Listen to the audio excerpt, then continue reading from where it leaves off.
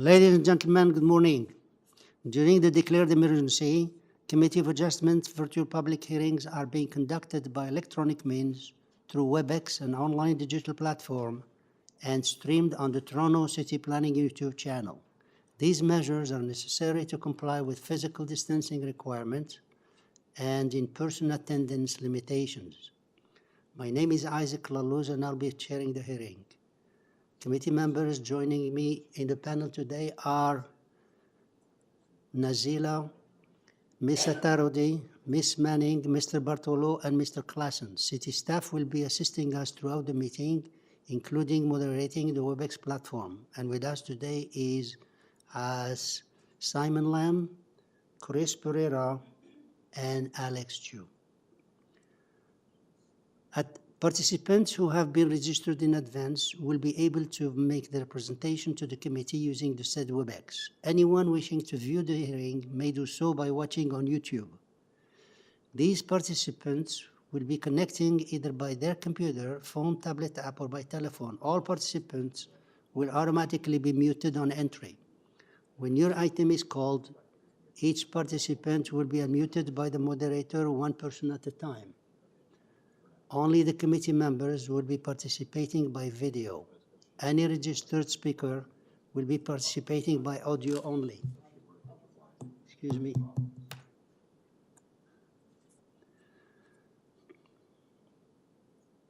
We acknowledge the land we are meeting on is the traditional territory of many nations, including the Mississaugas of the Credit, the Anishinaabe, the Chippewa, the Haudenosaunee, and the Wendat peoples, and is now home to many diverse First Nations, Inuit, and Métis peoples. We also acknowledge that Toronto is covered by Treaty 13 with the Mississaugas of the Credit. In accordance with Section 45 and 53 of the Planning Act 1990 as amended, this meeting of the Committee of Adjustment of the City of Toronto is called to order. The Committee of Adjustment considers applications for variances from the provision of the zoning bylaw, permission to extend or alter legal non-conforming uses, and consent to sever property to create new lots. Anyone in attendance today who wants to receive a copy of the decision of the committee on an application must submit a written request by email. Please ensure that you include your name, address, and email address, because Committee of Adjustment and the TLAB will be sending notifications and appeal updates by email only. If you do not agree with the decision of the committee, decisions may be appealed to the Toronto local appeal body known as TLAB, or in some limited circumstances, to the Ontario Land Tribunal. Appeal instructions are set out at the bottom of the decision of the committee. The hearing procedure will be as follows. I will call each item in the order listed on the agenda. Where an application is uncontested, the agent or applicant will proceed with their presentation if required. The committee may ask questions or take the matter directly for a decision.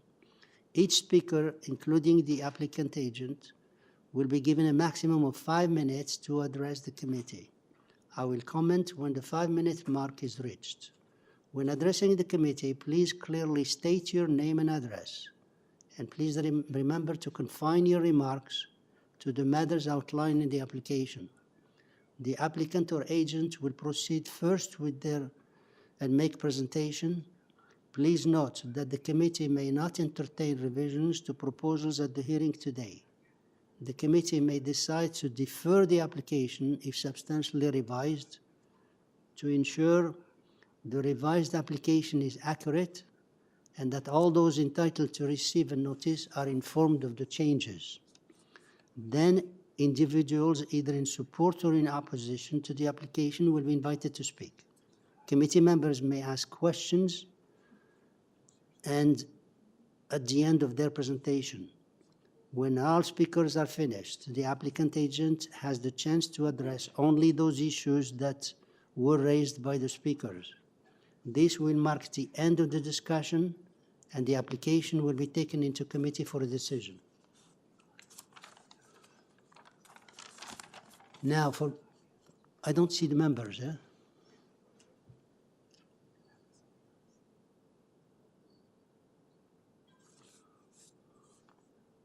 they might have just turned off their webcam. All of them?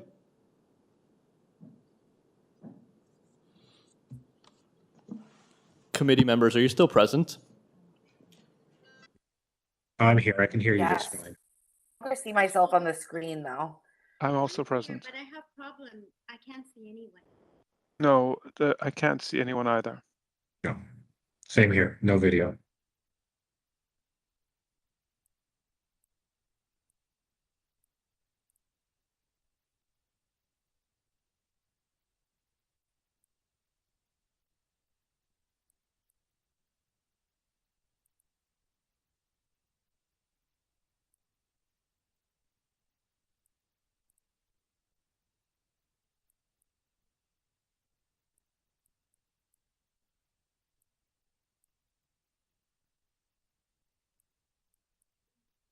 Okay, I see you now.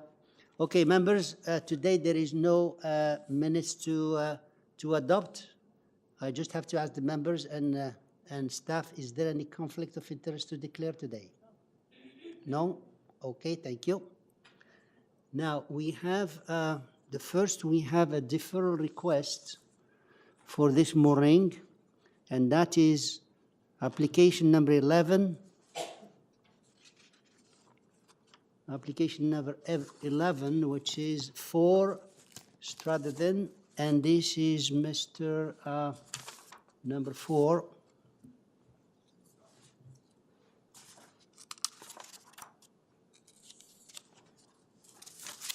Number 11.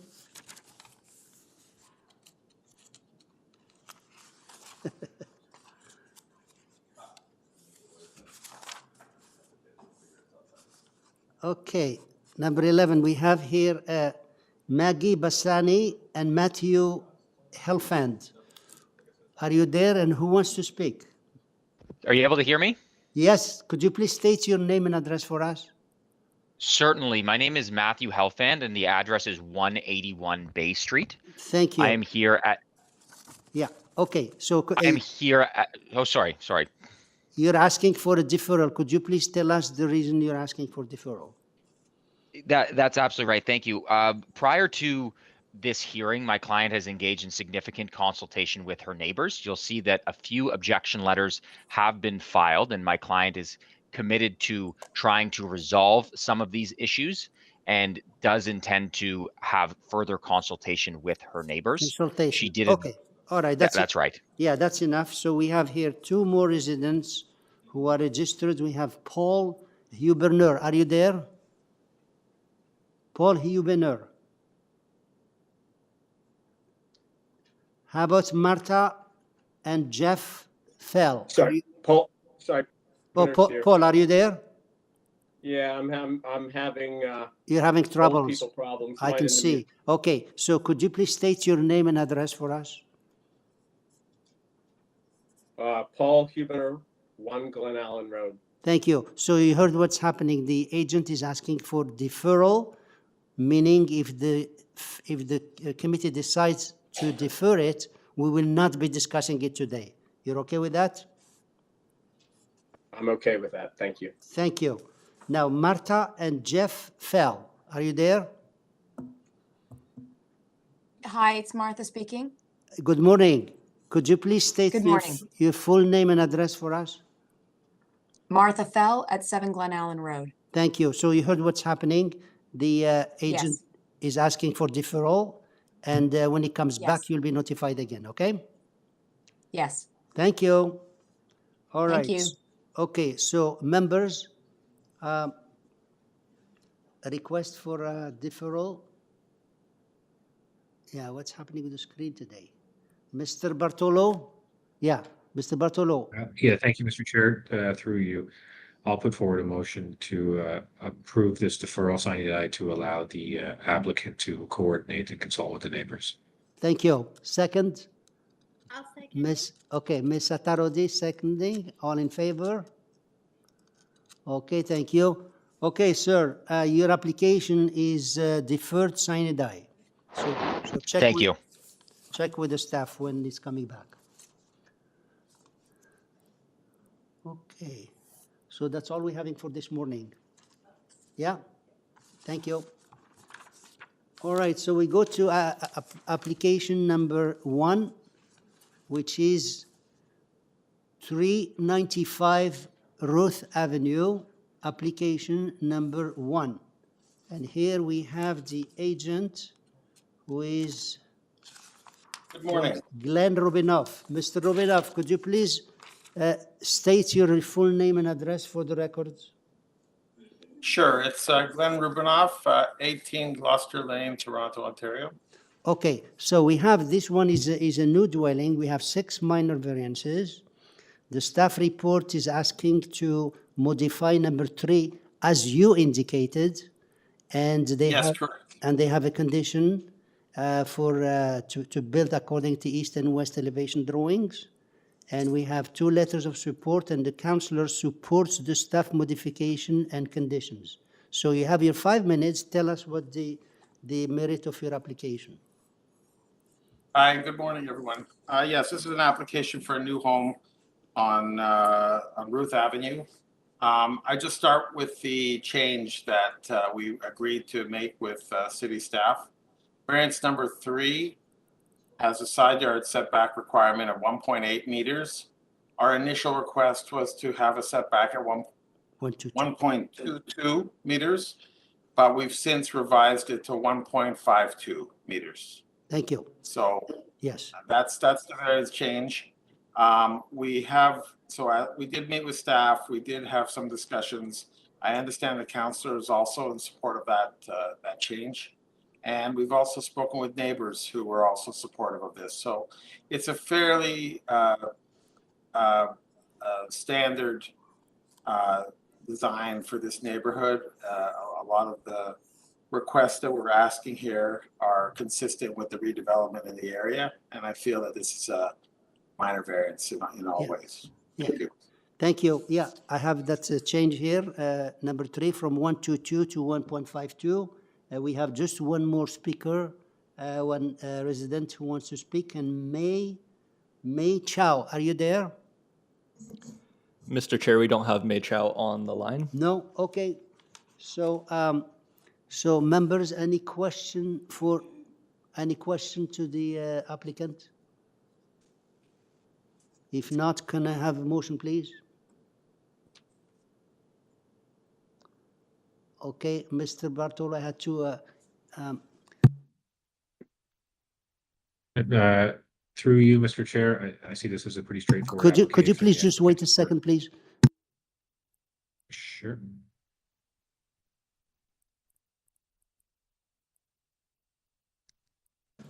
Mr. Chair, we're just having an issue with the presenter. Okay, members, could you please bear with us? We're having some problems with the electronics here. So who wants to put the motion? I had two hands there, and I can see them barely. Could you please tell me who wants to? Mr. Bartolo, please go ahead. We need a motion. No problem. Okay. Yes. Excuse You me, can review unless this there is a application. question, is there a question to this speaker? If there is no question, please go ahead for the motion.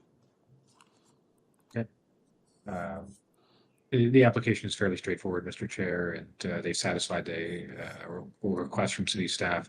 So I'm going to put forward a motion to approve this application, subject that it be developed substantially in accordance with the west and east elevations submitted to the Committee of Adjustment, and subject to variance number 3, changing the east yard setback from 1.22 meters to 1.52 meters, and subject to the conditions of the urban forestry memo attached.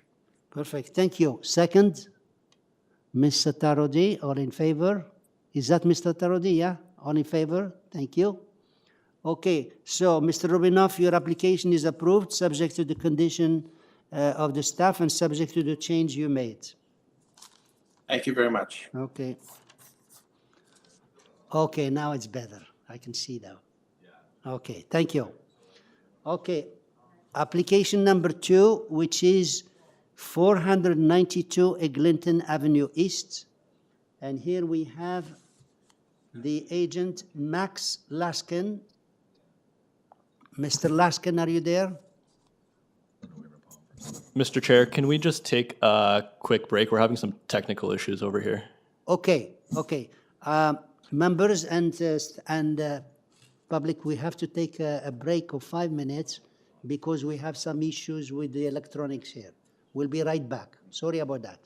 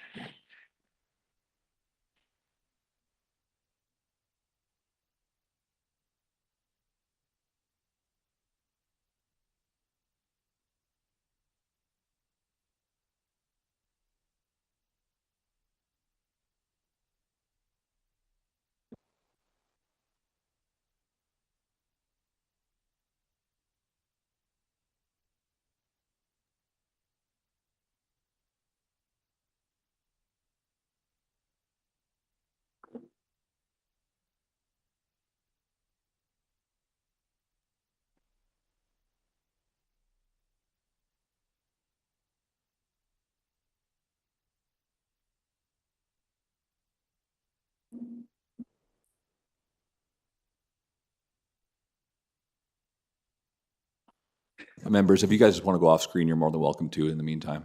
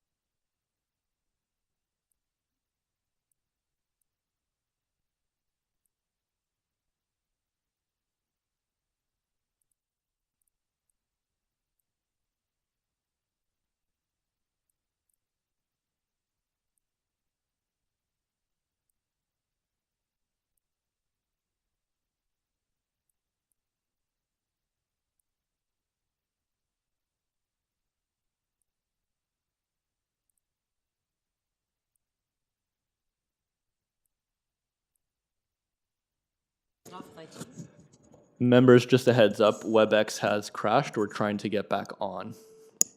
We'll give you further updates as soon as we get them.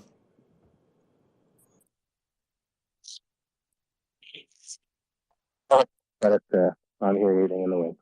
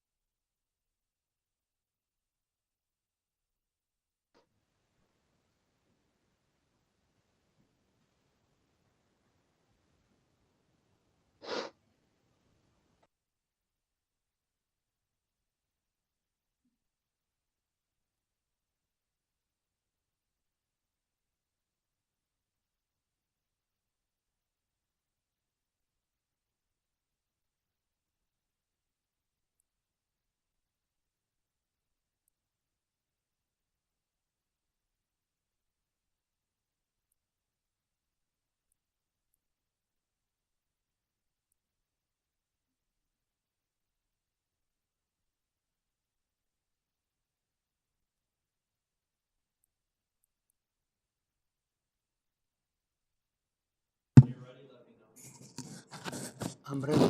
Just remove that. Members, we should be good to start now. Okay.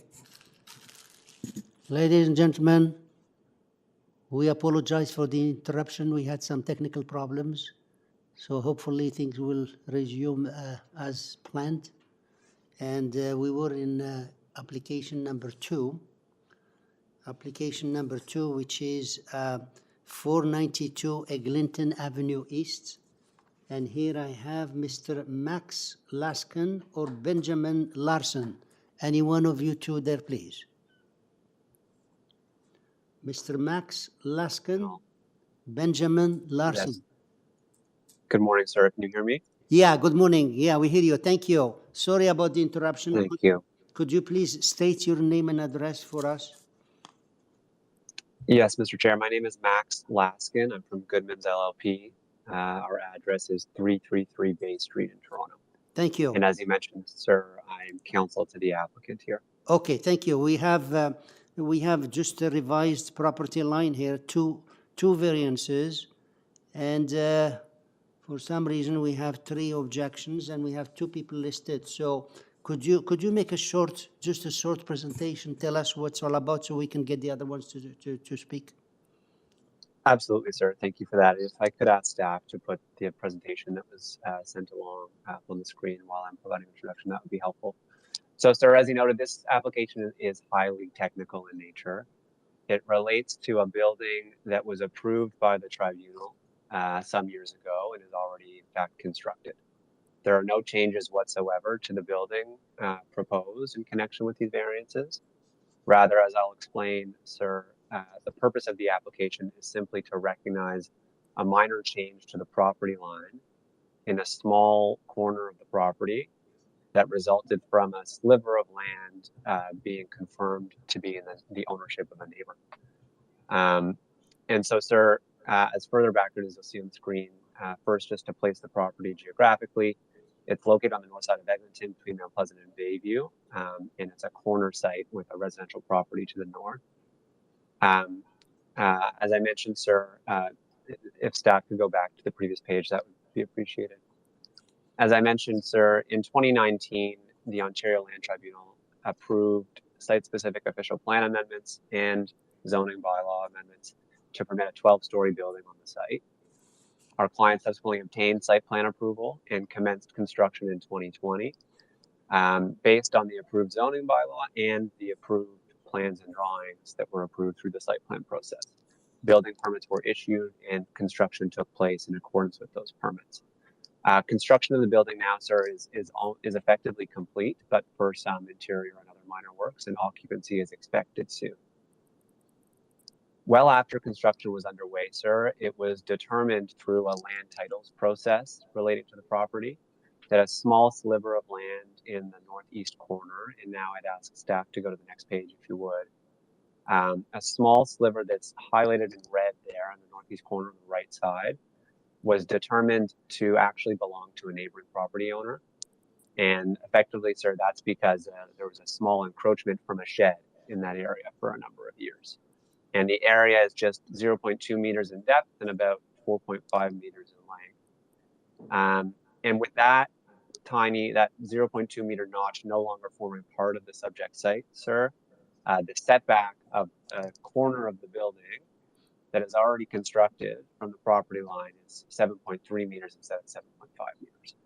And so that is the purpose of the 2 variances before you, simply to recognize that that small sliver of land belongs to the neighboring property. And that in turn requires a reduction of the north setback by 0.2 meters. Just a small note, sir, about what's actually constructed on the site in that area. There's a 5-story portion of the building. The 0.2 meter notch just barely overlaps with that portion of the building. What's directly perpendicular to it is simply an entry to the underground garage, sir. So as you can see, as I mentioned at the outset, these variances are highly technical in nature. There's no change of any kind whatsoever proposed to the building that's already approved and constructed, and no change to the way that the building as it exists relates to the neighboring properties, and certainly no impact, sir. The only thing that we are doing is reflecting and implementing the determination that that notch no longer, that notch belongs to the neighboring property.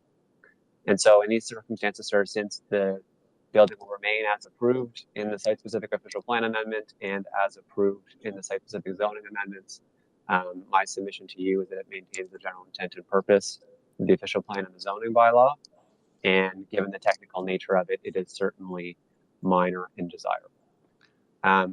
Before I finish, sir, just one final matter to address, and that is that there is a small typo in the public notice on this matter, sir, in identifying the variance. There are two site-specific bylaws for the site, bylaw 329/2022 and 328/2022, and there are therefore two variances before you. The variances are both in substance the same, sir, but the reference to variance number 1 on the notice was 328/2022. That should be replaced with 329/2022. And so I note that, sir, just if you could correct that in your decision on this matter. With that, sir, subject to any questions, those are my Okay, submissions. thank you. Yeah, you used all your 5 minutes. Thank you. Now, let's see. We have here two more speaker here. We have Tim Jacobs. Are you there? Mr. Jacobs, are you there? How about Samuel Zakur? Are you there?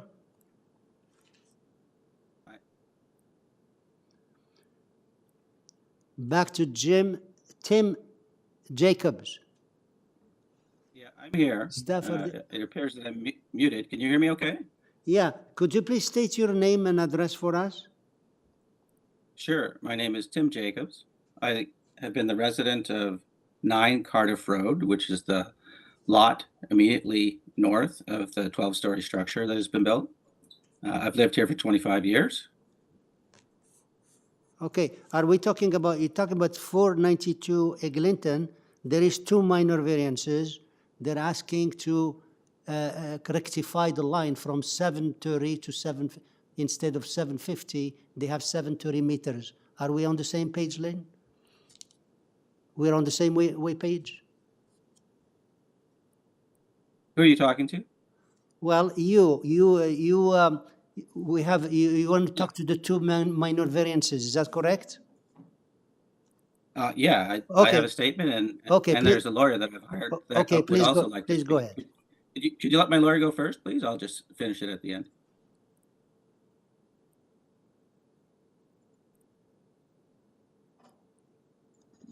Go ahead, Tim. Okay, so I kindly ask that you decline this request for variance, or at least defer it. Nothing has changed on this property. You know, the structure on that land has been there for the better part or something like it has been in something on that land for the better part of a century. You know, I have a survey from 1931 that shows the mutual right-of-way. The developer has chosen to ignore these things and proceed and build a building. You know, they deceived the city by omitting the existence of this building on the drawings that they submitted prior to getting permits to proceed. And then they elected to play the role of a bully with my family, and they're doing a pretty good job at that. The impact on my family, both over the past few years and it continues this day, is the mutual driveway has been blocked for almost 2.5 years. You know, they said that they need 2.5 weeks to build a retaining wall, but that's certainly a difference in time. You know, the latest issue is that they're placing like bollards and highway dividers in the mutual driveway so that it's not usable. It's been a huge financial drain. You know, I'm trying to pay a mortgage and support 2 children in school, and being forced to defend ourselves against someone who thinks they have more money than us is not something that I wish on anyone. It's been emotionally taxing. You know, the developer has filed a lawsuit asking for $1 million, claiming damages. It's preposterous, but, you know, we need to defend ourselves against these unfounded claims. You know, the developers threatened to destroy property. You know, this motion appears to be a consistent pattern. Like the developers just trying to make use of land that they are not entitled to. You know, both the latest is blocking the driveway. You know, they're hiding the existence of the structure and asking to proceed with permits anyway years ago. And they're being a bully. You know, I I think development in Toronto should not work this way. I don't think it's intended to work this way. So by declining the request or putting it off, you're asking the developer to play nice and go work it out with the neighbors. And there is a desire to work it out, and I don't think it'll be long or hard to do. But by declining, you would also curb this developer's behavior, perhaps on other projects. Maybe I'm wishing too much, for too much there. But thank you for listening to me. I hope and trust that you will do the right thing. Are you through? Yeah. Are you finished? Yeah, I would like my lawyer Okay. to speak. All right. Okay. So yeah, the reason I interjected because I want to make sure that you're talking to address the variances, the two of them. Unfortunately, we don't have any control on people how they conduct themselves. I feel bad what you're saying, but we have no control. All we have here is two variances, and they're asking for the difference. And if you have the difference between 730 and 750, so those are the ones we look at. And if they won't hear, in the written submission, there's legal reasons for why you should not do that. Okay. I've asked that my lawyer be present. I believe he is on this call. Could you let him speak, please? And he can speak to that. This matter of where the boundary is still before the courts. So the nut of it is, making a decision is premature. Okay. And my lawyer can explain that if you permit him to speak. Okay, yeah, we'll have after all the speakers, we'll have the agent come to speak. In the meantime, members, is there any question for the speaker? No? Okay, so after we see the other speaker, we'll get the agent back, okay? Samuel Zakur, are you there? Yes, sir, I'm here. I was Okay, muted the entire time there. Okay, can you please state your full name and address for us? Yes, I'm agent for the owners at 9 Cardiff. My name's Samuel Zakur at 200 Elgin. Thank you. So tell us what's your concern about this application. So before we start, I have a question there for the applicant. The applicant made it seem it's unclear there from the requested variances if the setback request for minor variance is along the entire north lot line, or are they just requesting a minor variance for the shed portion, the northeast portion of the lot line?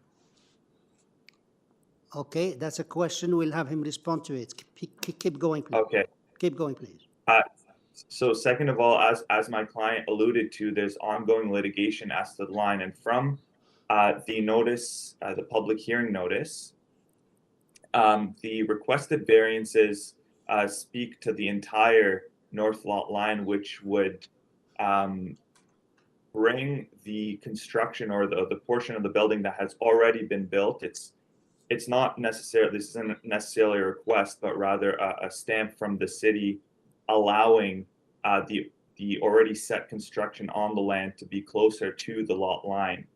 So it's our submission that the 75 feet of the line is currently subject to litigation, and that litigation has to do with adverse possession, and there is a likelihood that the north lot line drawing, as pointed out there in the drawing of my friend there, the applicant, it's subject to change, and it's our submission that it either should be denied or it's premature to make a ruling on this because the question of where the line is currently before the courts.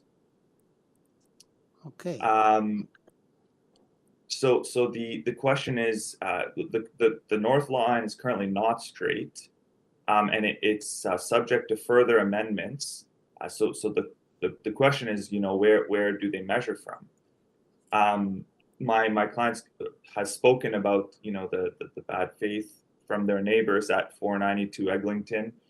My clients are at 9 Cardiff, which is the adjacent property which backs onto the north side of the north lot line.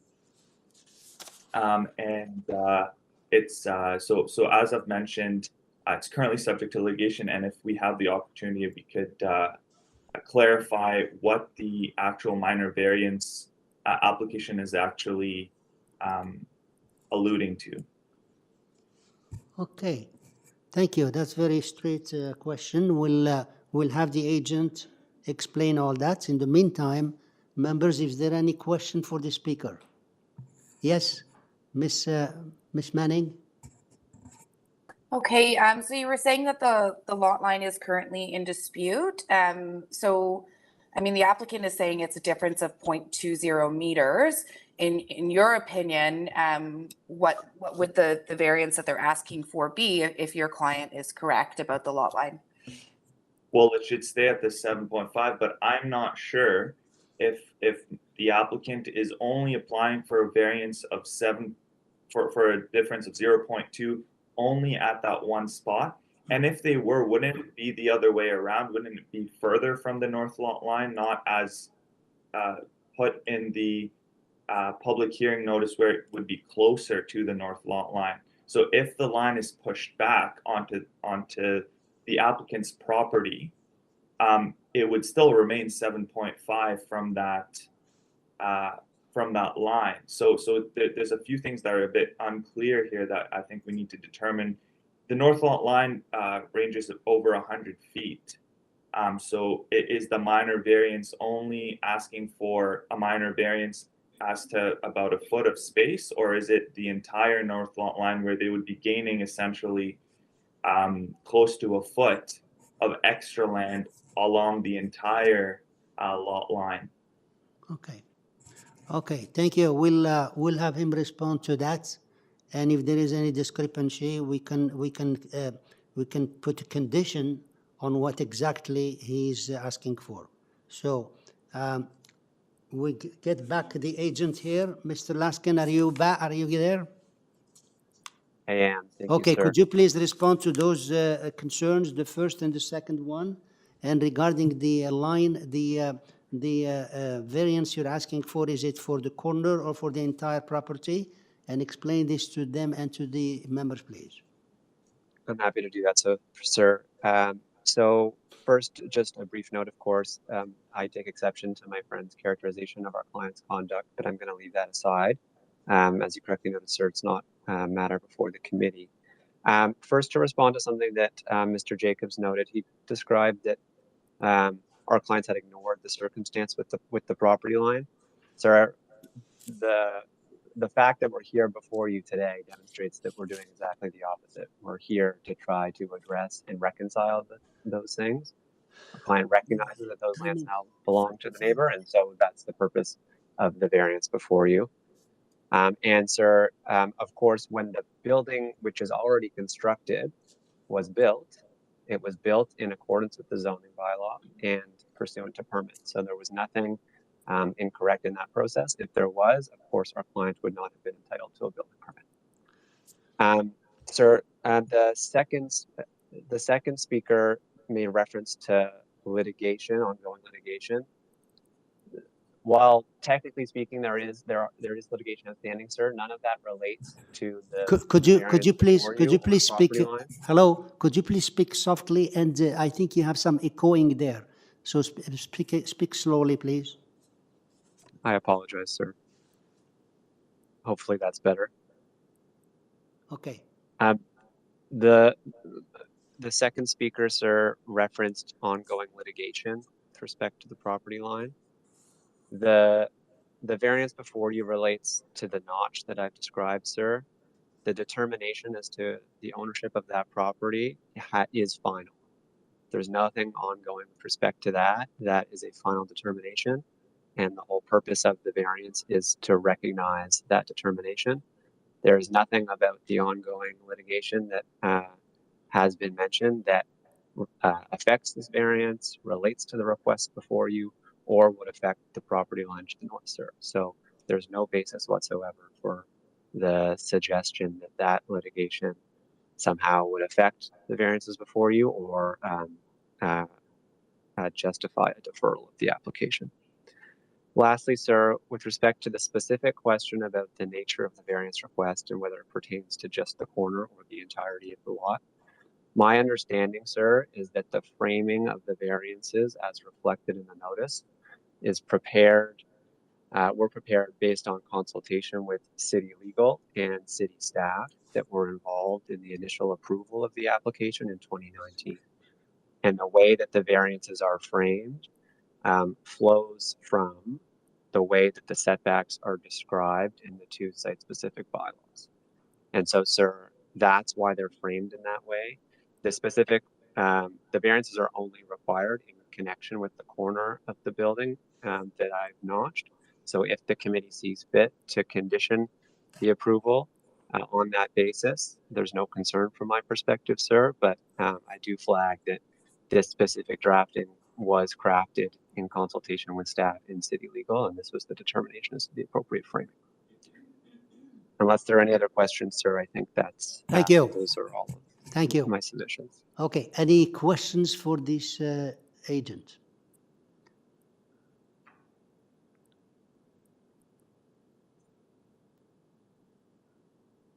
No, no questions?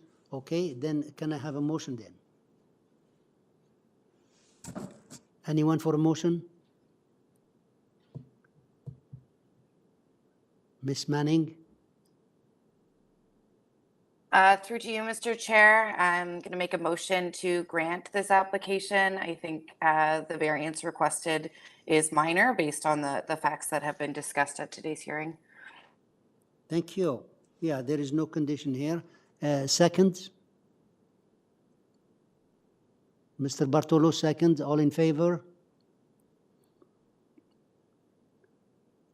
Opposed? Ms. Satarodi is opposing. Sir, your application is approved and there is no conditions. Thank you, sir, and thank you to the panel. Okay.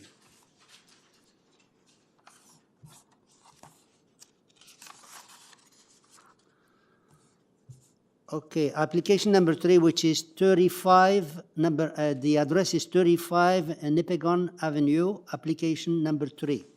And here we have Nafise Zangdiabani. Are you there? Yes, Mr. Chair. Good morning. Nafise Zangdiabani. Yeah. Hi, good morning. Could you please repeat your name and address for us, for the records? Yes, and my name is Nafisa Zangiobadi. No condition or nothing. Members, do we need a presentation here? No? Okay. Okay, we don't need the presentation. Do you want to add something before we go to the committee for decision? No, I'm fine. No? Okay, thank you. No. All right, any question or motion, please? There is no question. Can I have a motion, please? Mr. Klassen?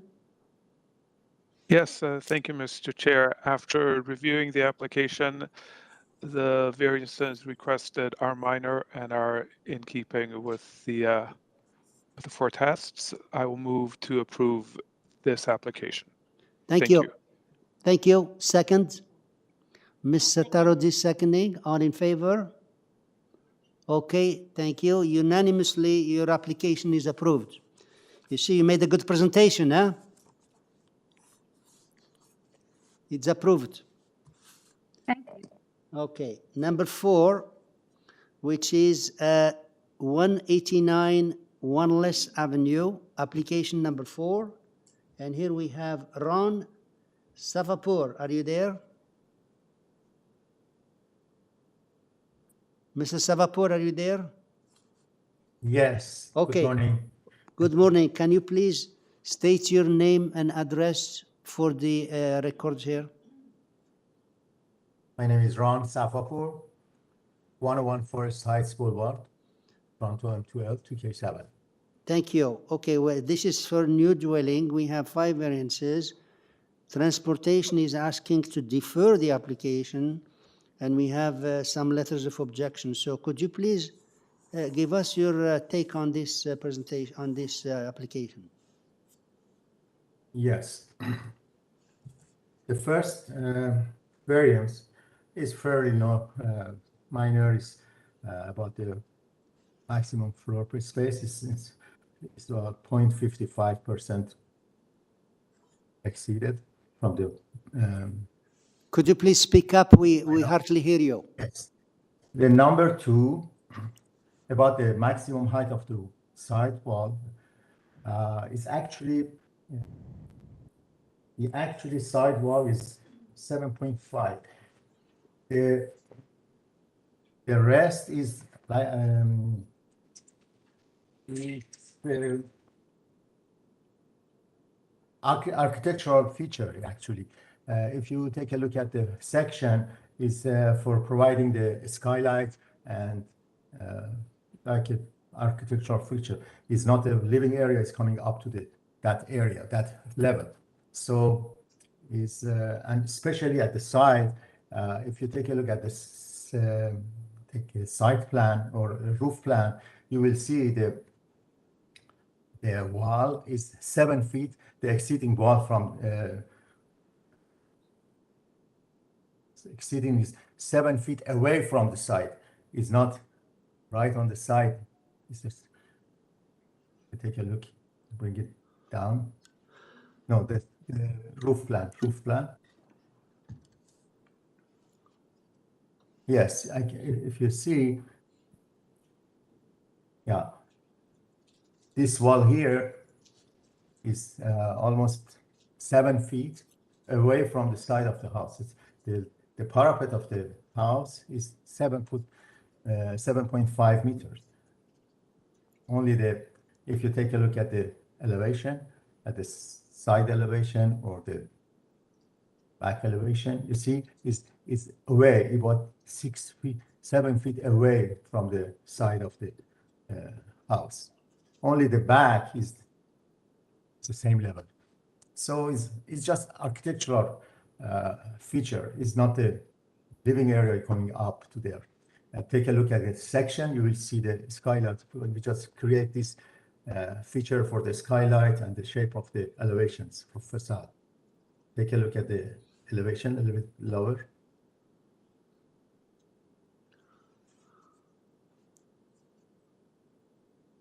Down, more down. You see that just this feature for the architectural and creating the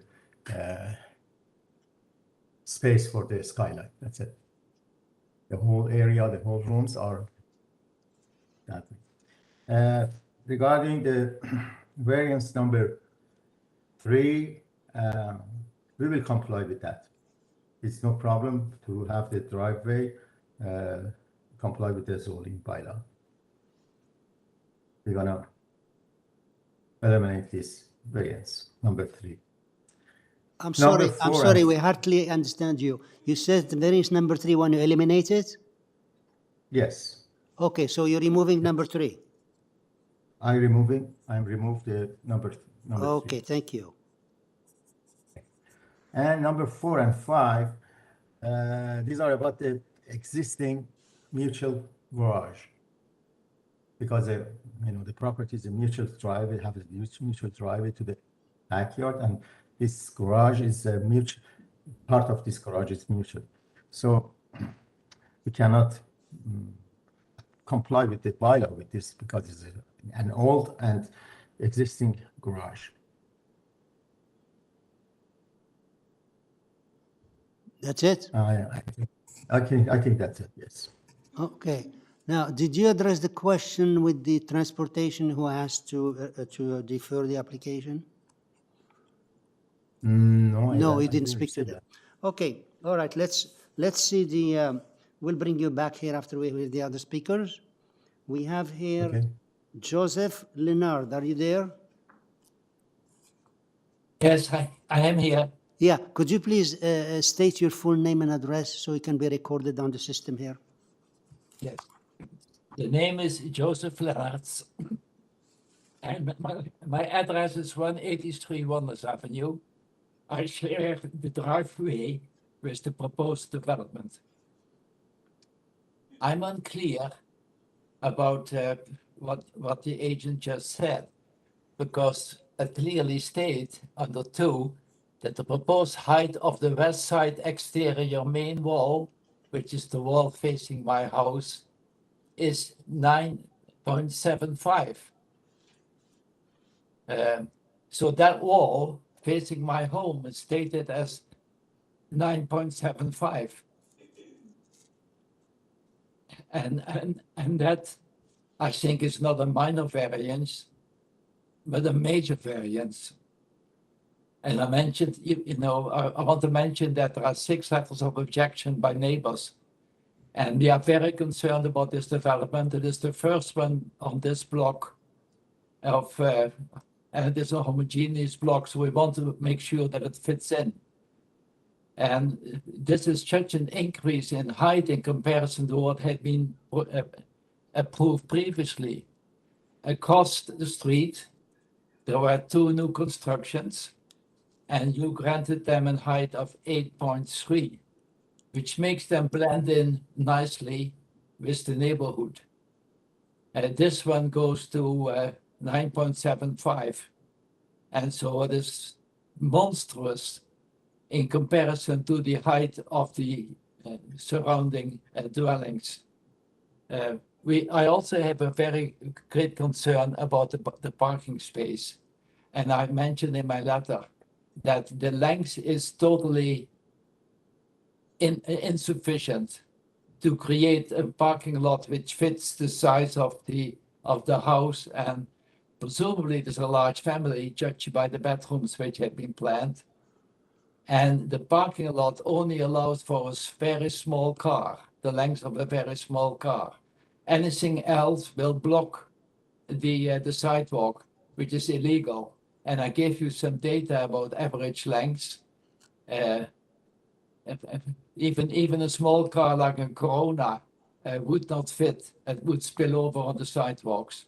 So that is totally unacceptable. And that should not be approved. It is a considerable reduction in the length of the parking lot. There is street parking, but you need a special permit because in our street, on that side of the street, it doesn't allow overnight parking. So if the parking lot cannot be used, then there has to be street parking, and the city must approve that. And there is no guarantee that you will, because there are a number of street parking permits already issued for this particular street. And I don't know, where the city draws the limits and says it exceeds, the available space. So I think there's a real problem here. The height problem and the parking lot problem is really considerable, and it would basically be a development which does not fit nicely in the surrounding areas on this particular block. Okay, thank you. Thank you. So we got your message here. Variance number 2 is asking for 9.75 instead of 7.5. And then the question of the parking, if you can't use it there, and there is no one on the street. So let's see if the members have any question. Any question for the speaker?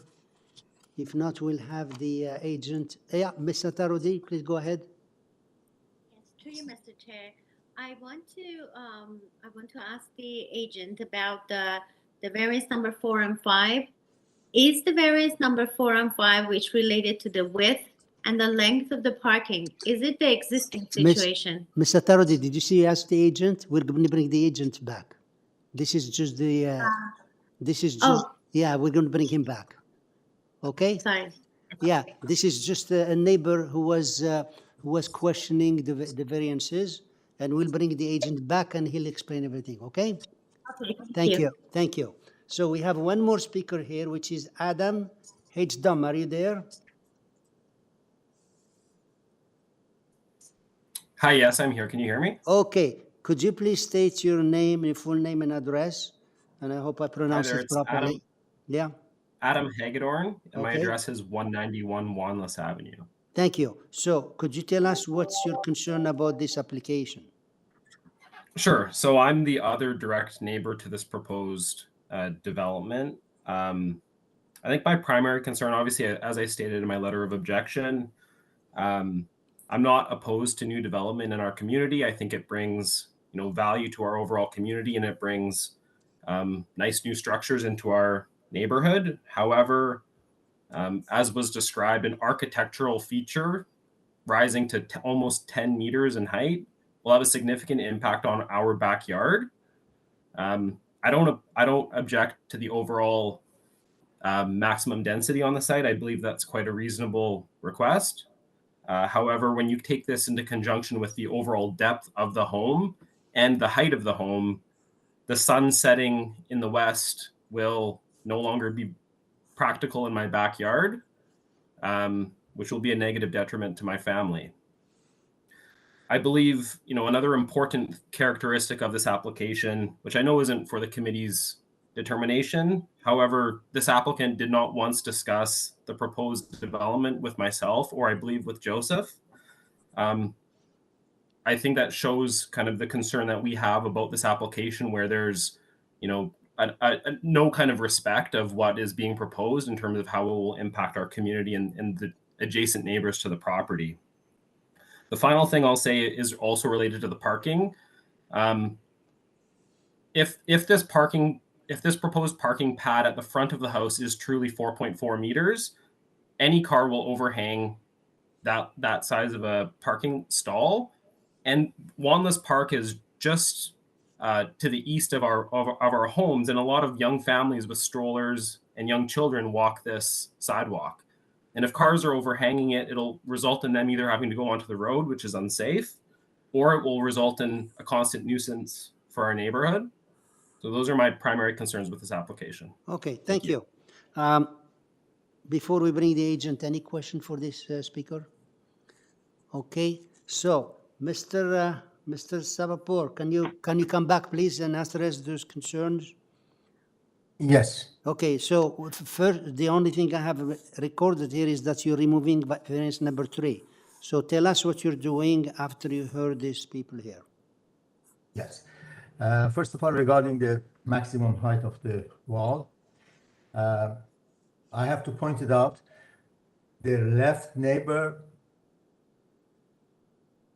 this design is not affecting to the left neighbor, because the left neighbor, if you take a look at the drawing, the left neighbor is the roof and the side wall is 7.5, nothing more at the left side for the left side neighbor. For the right side neighbor, for Mr. Judith, as I said before, is about 7 feet away from the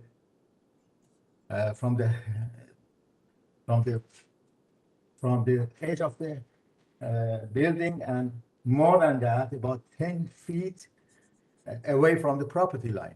The maximum height of the wall that it exceeded from 7.5 is 10 feet away from the property line. Actually, it's not any affection to the neighbor. So this is about the maximum height of the wall. And about the garage, I think there is a misunderstanding. We don't have the garage parking or parking lot or anything at the front of the house. We just have a mutual driveway with the neighbor going all the way to the back of the property, and the garage is existing, is an old existing mutual garage for both houses, one for us, one for them. And the size of the garage is existing old garage. I think that's it. Okay, let's see if the members have any question.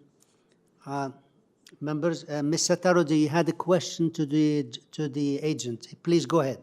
Yes, thank you to you, Mr. Chair.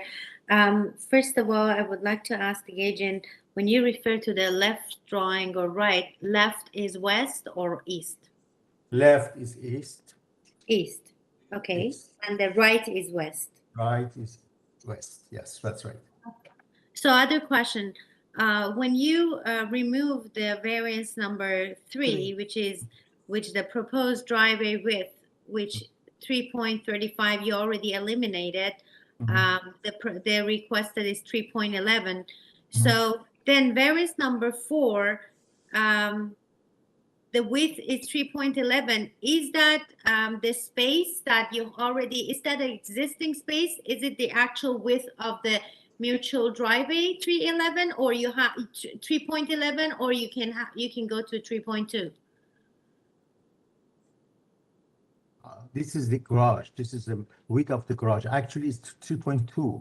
3.2 is a garage. It's back of the house. If you see the site plan, there is an existing garage at the side, at the back of the house, at the rear of the property. Right. Right. You mentioned that the garage and the parking is an existing situation. Is that correct? That's right. Yes. So is the width of the existing parking space, is it 3.2? Yes. Okay. But the length is not that much. It's not 5.6. It's 4.4 or something like that. The length was already small. Yes. Small. Okay. The length of existing is 4.4.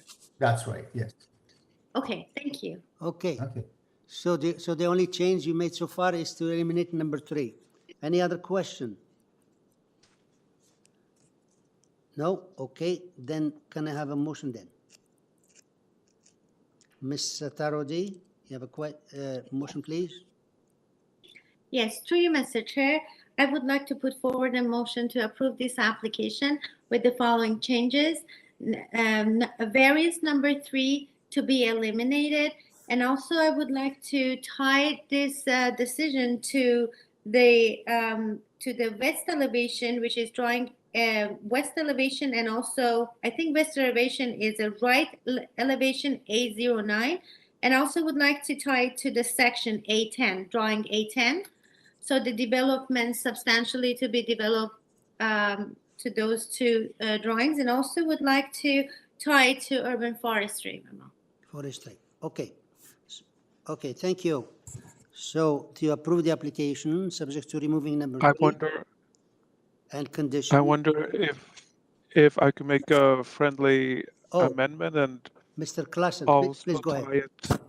Yes, and I'll also tie it to the transportation memo. It was a memo to defer. Yeah. Yes, the transportation was deferred, and also the applicant removed the number 3, and 4 and 5 is existing. Therefore, I don't want to tie it.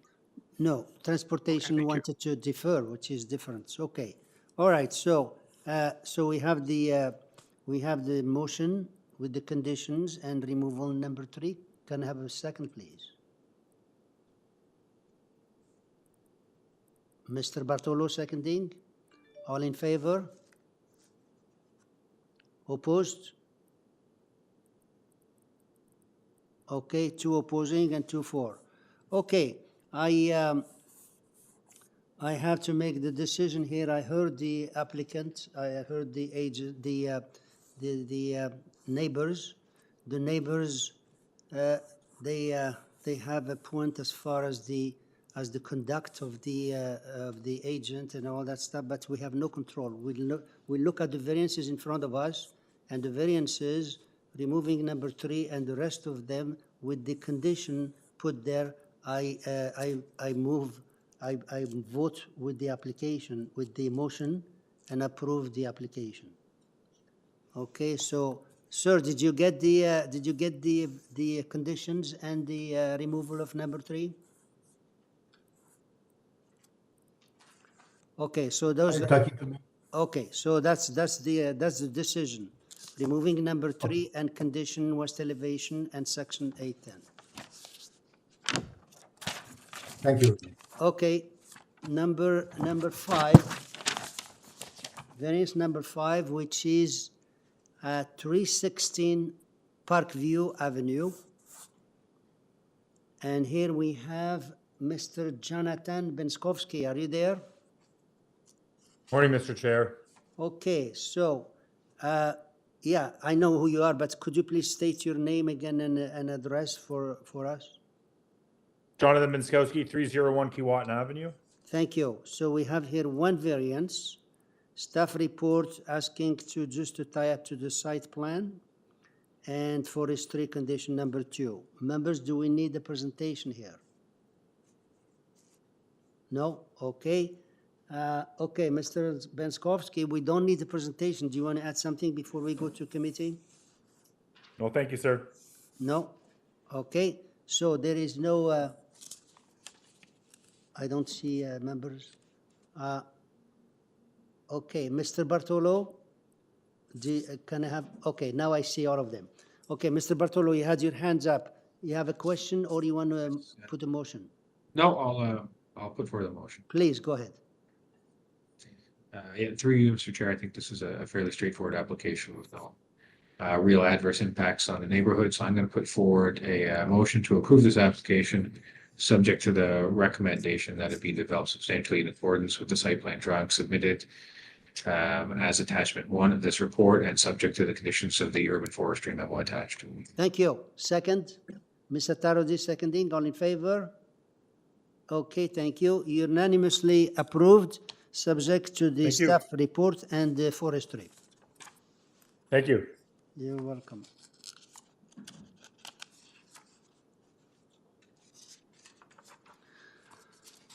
Okay. Application number 6, which is number 4, Deverell, application number 6. And here we have Mr. Nafishe. Oh, that's the...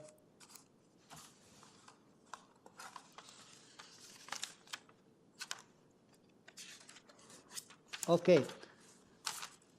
Nafise Zandiabadi, are you there?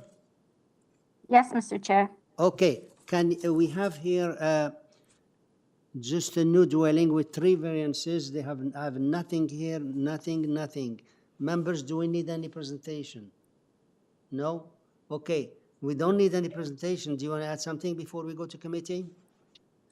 No, thank you. Thank you. So, if there is no question, Mr. Tarodi, can I have a motion? Yes, as you mentioned, it's a very straightforward application. So through you, Mr. Chair, I would like to put forward a motion to approve this application. Thank you. Second, Mr. Klassen seconding. All in favor? Thank you. Okay, unanimously, your application is approved and there is no conditions. Thank you. Number 7, which is 66 HILLHURST Boulevard, application number 7. And here we have Marco Rotondo. Are you there? Mr. Chair, we don't have Marco on the line. He's the agent, so we don't have. He's not. Yeah, he didn't. It said here he didn't register. Also did not register. Yeah, Mr. Deputy Secretary, Step it down for now. We'll try and contact somebody. you think he might show up? Yeah. So can you just, we'll move on to the next item, please? That's a good suggestion. Okay, we'll wait. We'll hold it and we come back. Well, yeah. No. Well, actually, yeah. We'll. In the meantime, we can get rid of you. Can you please?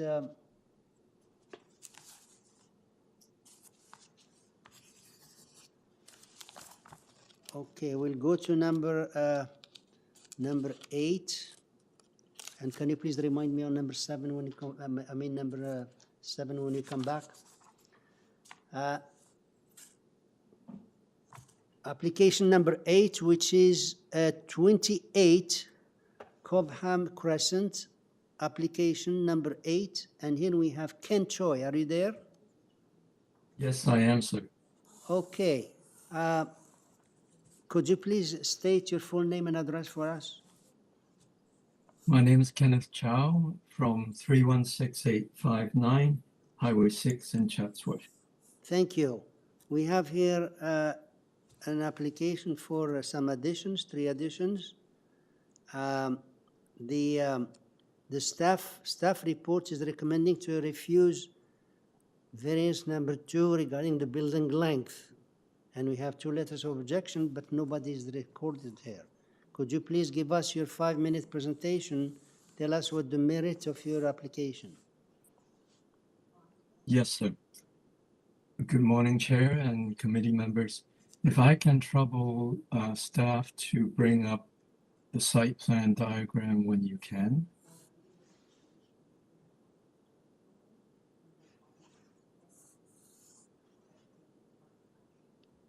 That would actually be sent on April the 27th. It's a colored diagram.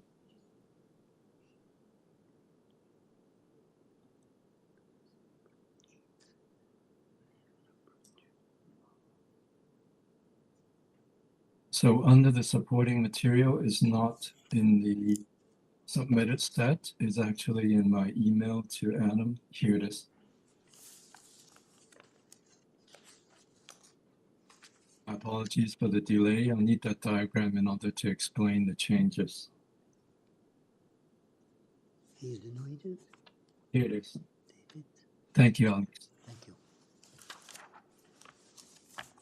So first of all, I wanted to let the committee know that we have actually spoken with the planner that wrote the report. She was away sick and I couldn't reach her to make these changes, but having spoken with her, she is in principle in support of the changes that I'm making. So let me explain with this diagram what we're proposing to do. We are eliminating building depth variance, which is item number 3. And we no longer have a rear yard setback variance, which is item number 5. So let me go to the backyard to start with. So just to be clear, you're eliminating number 3 and eliminating number 5 as well? That's correct. Okay, that's those are the 2 changes. Keep going, please. And item number 2, which is the building length, which the community planner has suggested to refuse. Right. We are reducing it from what was proposed to now 19.19 meter. So what is allowed is 17 meters, and we're proposing 19.19. And I'll explain why. Okay, you said 19.19. That's correct, sir. That's instead of 21.9. Okay, please go ahead. The rear yard setback is an angled line. As you can see, this is a pie-shaped lot. And I'm trying to make the proposed addition along the longer part of the pie-shaped lot. And with this reduction in building length, we will no longer be encroaching into the required backyard setback, and also no longer have the building depth variance. So the light blue rectangle at the back of the house is what we're proposing. And the light blue triangle, rectangle at the front, let me address the front yard setback. This is in a curved part of the street, COBHAM Crescent. Most of the houses, as you can see on the location plan, is actually around 7 meters. And what we're proposing with the front yard is also 7.1 meters front yard setback. In this zoning, in this zone, the official front yard setback is actually 6 meters. But because of the neighboring houses where the curve is on the street is set back, there's an additional requirement that I have to average it out between 2 neighbors. That's why the front yard setback in the zoning notice is 8.72 meters. But in keeping with the neighborhood, we are proposing to have a front yard setback of 7.1 meters.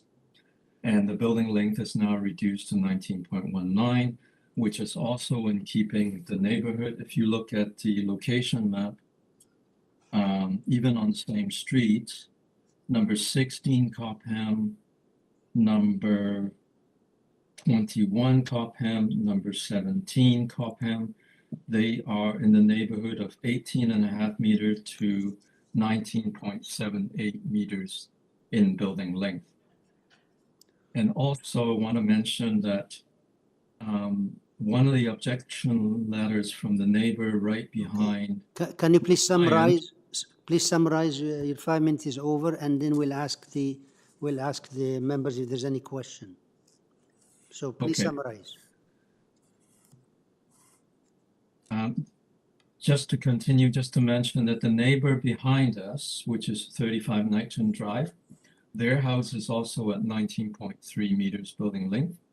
And we have spoken with him at length, and he is now in support of the application with the changes that we're making. All right, thank you. Thank you. Members, any question? There is eliminating number 3 and number 5 and changing number 2 to 19.9 meters. Any question? If no question, can I have a motion then? Mr. Klassen? Yes, Mr. Chair. After listening to the applicant and also reviewing the changes he's making, which I think address the concerns that the letters of opposition had expressed. So with the changes, I think these are minor and are in keeping with the 4 tests. So I'll move to approve the application subject to variance 2 changing to variance 2 changing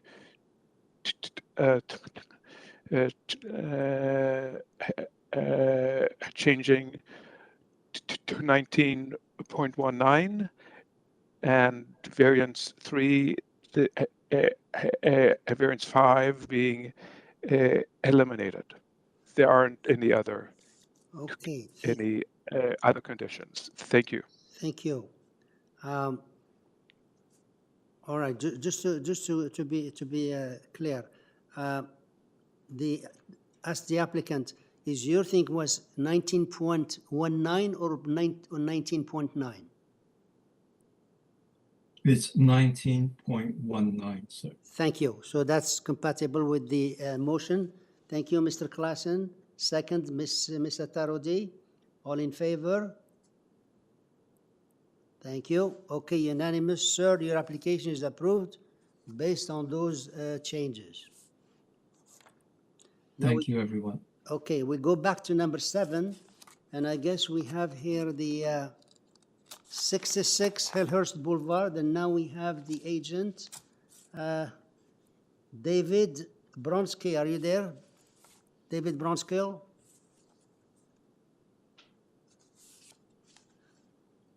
Good morning, Mr. Chair. Can you hear me all right? Yes. Can you please just repeat your name and address so it can be recorded? Yes, sir. It's David Bronskill, Bronskill. The address is 333 Bay Street, and we apologize to staff for the mix-up in the registration for the agents, and we thank them for correcting it so that I can speak. Thank you. All's well, ends well. Yeah, we have the... Thank you, sir. We have 1, 2, 3. We have 4 more speakers here. So please take your 5-minute presentation, then we'll get them here. Thank you, Mr. Chair. So what you have before you is a variance application to permit a new detached house. The FSI being requested numerically is 69.61%. And in the package of materials put together by Mr. Wengel's office, we did include a neighborhood map showing just the numeric densities that have been approved within this geographic neighborhood as best as we've defined for the purposes of policy 4.1.5 of the OP. What we did do on this map is circle the FSIs that have been approved that are over 0.65. And you can see the red circles there. There's some outliers. There's one all the way up on Strathallan that's actually 1. But otherwise, you'll see there's a range of FSIs above 0.65. And I acknowledge there's a range of FSIs also below 0.65. But certainly there are a significant number of FSIs being approved above 0.65 within the neighborhood. So that's just the number, the quantitative part of the analysis.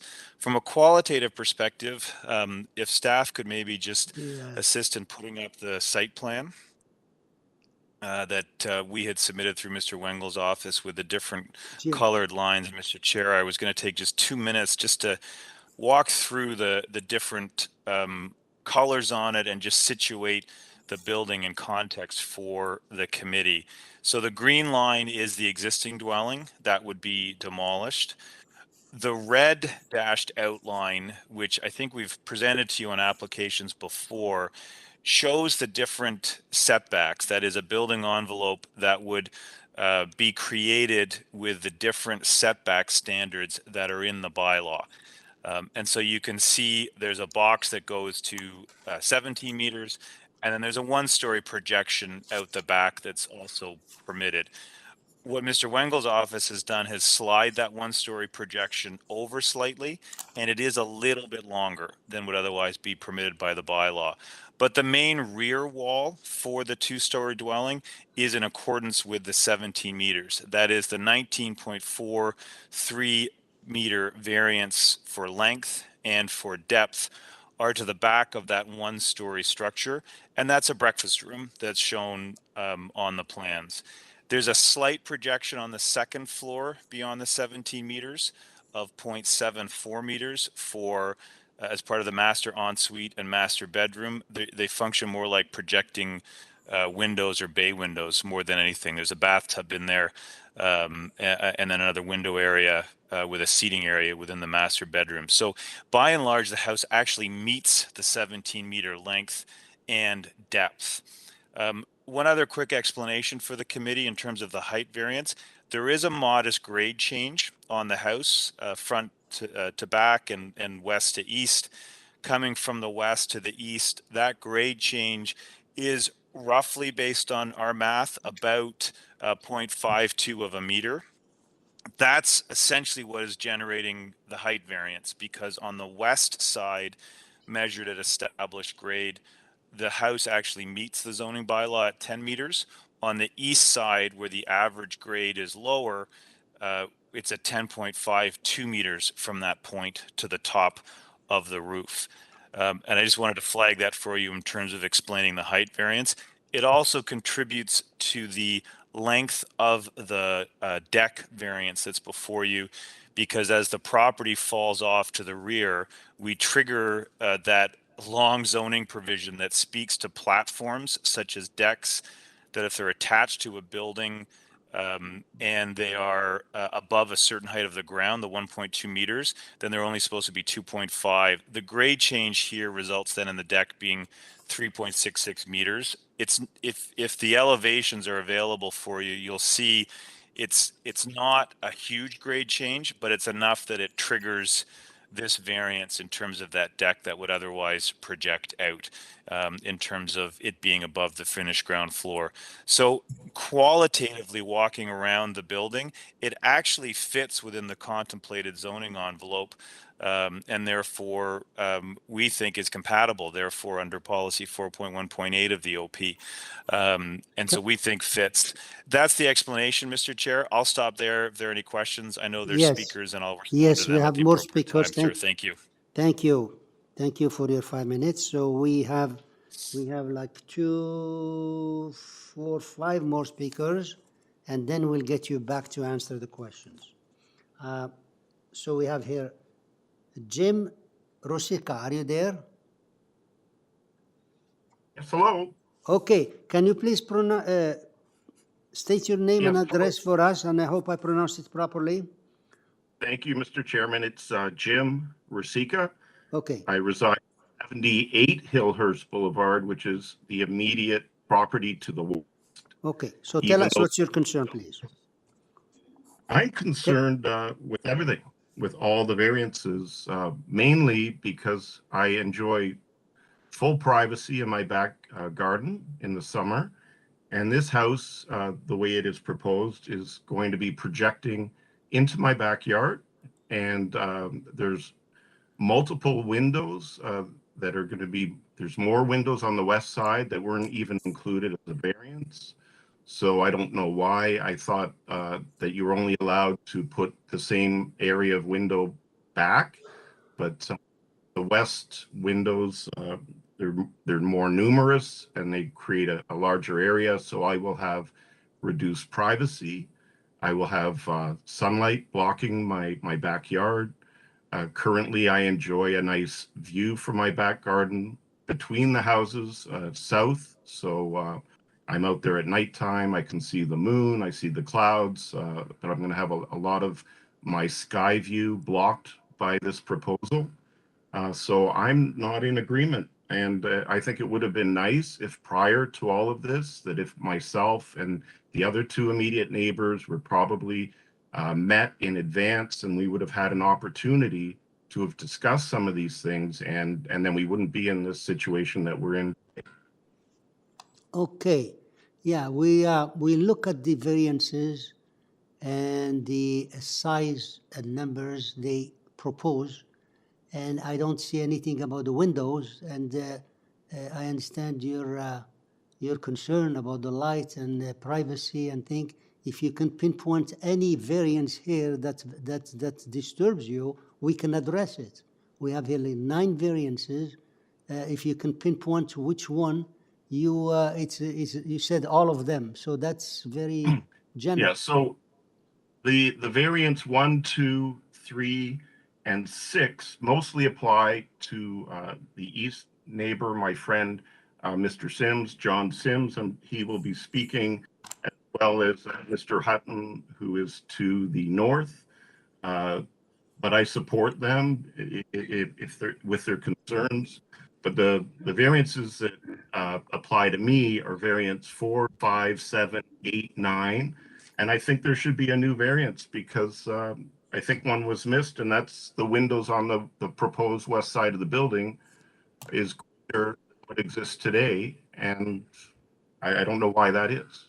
Okay, all right, so we'll listen to them, as you said. Any question for this speaker? Okay, so next one is Heather McPherson. Are you there? Either Heather McPherson or John Sims. John Sims. Okay, please state your name and address for us and tell us what's your concern about this.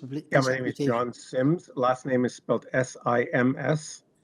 My address is 64 HILLHURST Boulevard. I'm directly to the east of the subject property. Okay, so tell us what's your concern. My main concern is the overall footprint of the property is ridiculously too large. Like they've asked for almost double of the regulation of 35%. They've asked for almost 70%.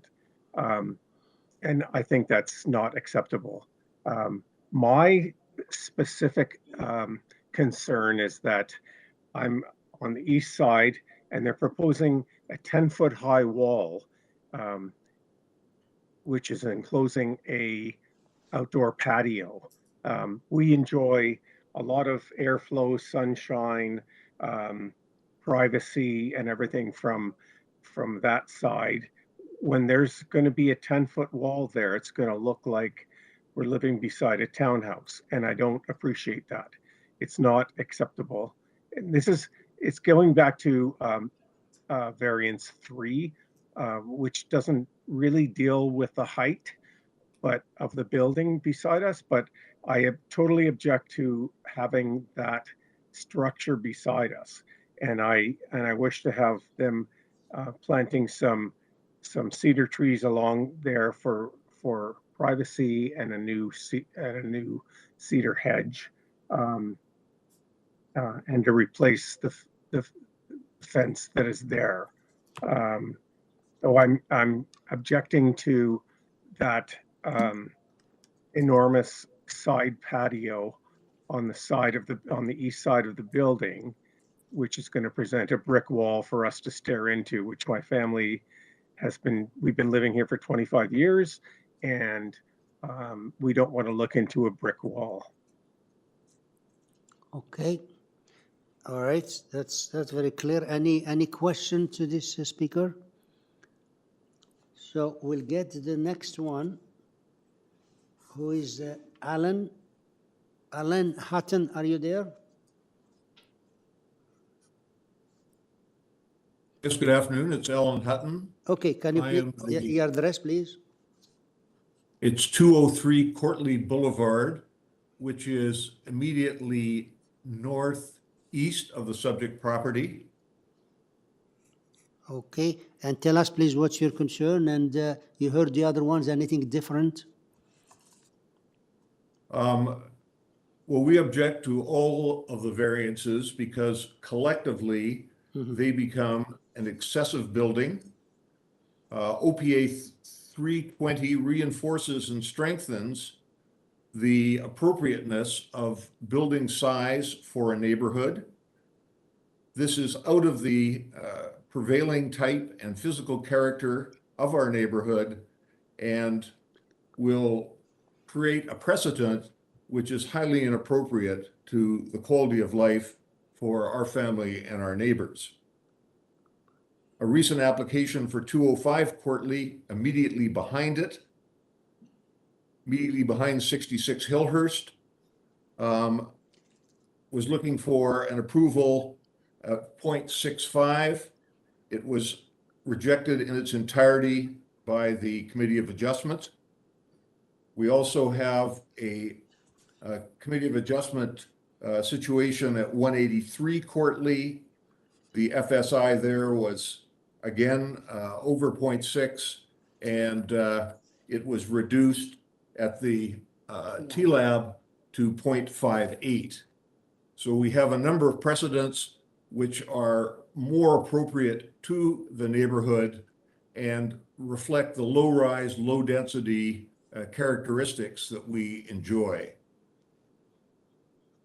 Okay. We see a significant loss of trees, and the north side elevation includes a covered and walled sunroom, which I believe is not part of the FSI, but has a very dramatic impact on the size and scope of the building, the impact to our visuals, and interestingly, it also has a roof, and it's open on two sides, closed on two, and roofed, and seems highly inappropriate.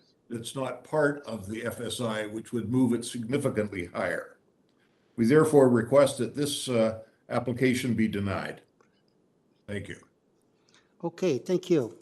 So just to summarize your speech here, what you're saying, each variance may be minor, but cumulatively represent a big change. And you mentioned the FSI, the 0.35 is asking 0.69, and he was approved 0.5 at the TLAB, and that's a precedent. Unfortunately, this committee is not bound by the precedent. Every case is on its own merit. So we'll see the applications here, and we'll see the variances, and see what we can, if there is any change in those variances. Members, any question for the speaker? No. Okay, so we'll get to the next one, who is Harold Smith. Mr. Smith, are you there? I'm Harold Smith. I live at 150 HILLHURST Boulevard. Thank you. I represent the Lytton Park Residents Organization. Okay. I'm a retired architect and designated as an expert witness at the TLAB. The proposal fails to meet the required four-part test for a minor variance application. The proposed floor space index of 0.7 exceeds the bylaw by 100%. This FSI exceeds that of every house on the block. It exceeds every Committee of Adjustment decision and TLAB decision on the block. The prevailing character of the block is defined by houses with an FSI below 0.6. The proposed FSI variance fails to respect and reinforce the prevailing density of dwellings in this area. In the block between Mona and Mona Drive and Avenue Road, 10% of the FSIs are between 0.6 and 0.65. The remaining 90% are under 0.6. The 0.7 FSI of this proposal is not a prevailing characteristic for either the this block or the neighborhood on the applicant's FSI map that Mr. Bronskill referred to. And notwithstanding the chair's comment about not being bound by precedents, I still feel that there's a significant number of precedents that the committee should pay attention, should heed. For example, 183 Courtly requested an FSI of 0.63. It was reduced to 0.58 by TLAB. 335 Lytton requested an FSI of 0.71, refused by the committee. 205 Courtly requested an FSI of 0.65, refused by the committee. 127 HILLHURST requested an FSI of 0.68, reduced to 0.6 by the committee to fall in line with planning's recommendation. 139 HILLHURST requested an FSI of 0.83, reduced by the committee to 0.6, and the appeal was refused by TLAB. So I'm asking the committee to please respect these decisions. The building length is 19.343 meters. There's a variance of 2.43 meters. That's what the bylaw states. The east wall notably has a perceived length of 23.09 meters, exceeding the bylaw by 6.09 meters or 20 feet. This is to partially enclose the rear platform and create an outdoor room with a roof and walls, producing a massing impact equivalent to being part of the interior of the house. The combined impact of excessive perceived length and east side wall length will partially enclose the adjacent neighbor's yard with a wall 20 feet longer than permitted. This condition will result in an adverse impact that's neither minor nor desirable. The proposed total structure length is not prevailing or minor. The rear platform, this platform will be 1.27 meters above the ground. That's what the architect arrived at after planning, working on this design. And that, you live with what you've got. You live with the conditions you have. It produces a 3.66 meter. It projects 3.66 meters from the house, in addition to failing to respect the required side yard setback. The combined impact of the platform variances is not minor. Although the bylaw considers the platform as not contributing FSI or length, it is perceived as a shadow casting three-dimensional structure with impacts. And the neighbors have referred to that. So the cumulative impact of the variances is not minor. Combine the proposed FSI length and platform variances result in a structure exceeding the permitted FSI by 100% and the permitted length by 20 feet. This is in addition to the reduced side yard setbacks and undesirable impact of unnecessary tree removals to accommodate this dwelling with excessive variances. The impact to the neighboring properties is severe. The proposed variances result in a house lacking regard for the prevailing character of the neighborhood as described in OP section 4.1.5. A density cannot be prevailing if it does not exist in the vicinity. The Lytton Park Residents Organization and I, as a HILLHURST resident, albeit a block away, request that this application be refused. Thank you. Thank you. You're very good on your 5 minutes. Thank you. The agent, David Bronskill, could you come back, please, here? Yes, Mr. Chair, I'm here. Can you still hear me? Okay, so you heard all these things here. We haven't made a decision. Some variances here are minor and some are high. And could you please explain why you're asking for 0.6961 in the FSI?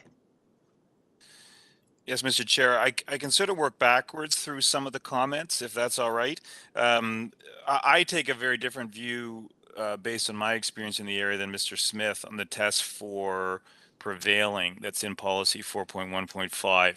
His approach based on averages unfortunately reduces this only to a numerical exercise and in fact gives greater weight to older existing homes that are in the area that have lower FSIs than are permitted by the bylaw and doesn't take into account what is actually happening in the neighborhood in terms of the approvals. 183 Courtly was mentioned, Mr. Chair. We actually don't even have that in green on our map. That would be one more within the neighborhood. It would have a 0.58 and it would be one more in the neighborhood where a greater FSI variance has actually been granted. But the numbers only tell part of the story, sir, and that's why we included the map with the red line for the permitted zoning envelope for a house on this site, and tried to walk through with this panel how almost all of the building actually is within that red line, and it's the one-story portion that's projecting for the breakfast nook beyond the 17 meters. That is, in terms of complaints about privacy, overlook, shadow, the two-story dwelling is situated exactly where one would contemplate a two-story dwelling on the site. That is, if you took off the one-story projection for the breakfast nook, that length and depth variance would no longer be required. The FSI number, sir, then, in my respectful submission, falls out of that design of the house. That is, no one was designing to this number. The number is resulting from the zoning envelope that's proposed on the site. And that's a different approach that I think we take. It's more of a qualitative perspective than a quantitative perspective. In terms of the trees, there is an arborist report that's been filed. There's an urban forestry memo. They're recommending condition 2. A permit is required for the removal of 1 private tree. There will be permits required for injury of 3 or 4 private trees, but there's only 1 private tree at the 30-centimeter mark that would need to be removed.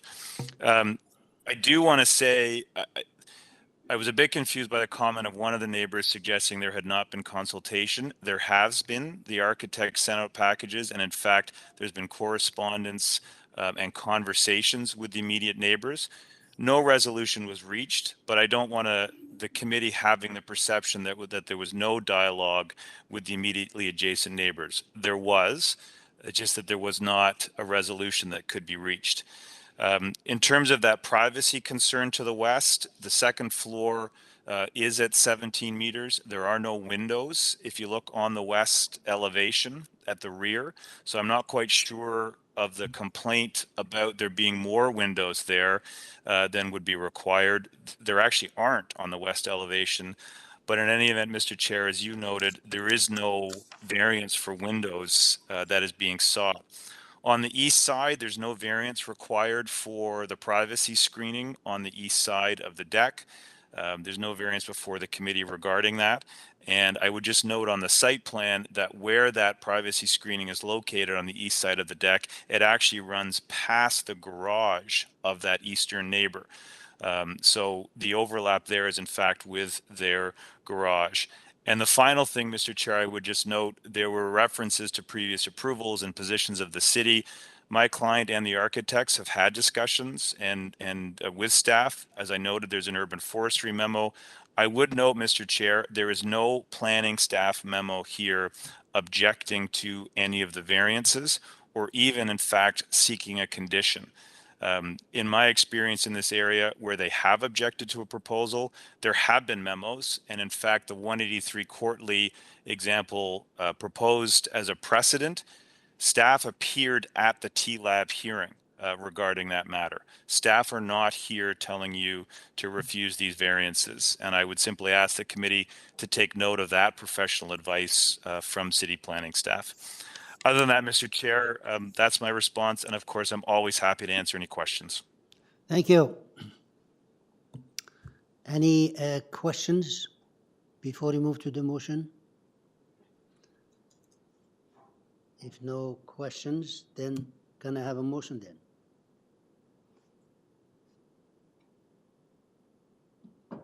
Anyone for a motion? Mr. Klassen? Yes, thank you, Mr. Chair. After listening to the applicant and to the other speakers and looking at the proposal and the variances that are requested, I'm going to move to approve this application. There isn't a staff report. There is an explanation for why the variances are being requested. So my motion is to approve the application and make it subject to the urban forestry. Thank you. Urban Forestry, thank you. Second? Mr. Bartolo, second. All in favor? Opposed? Ms. Manning is opposing, and the application is approved. Sir, your application is approved, subject to forestry. Thank you, Mr. Chair.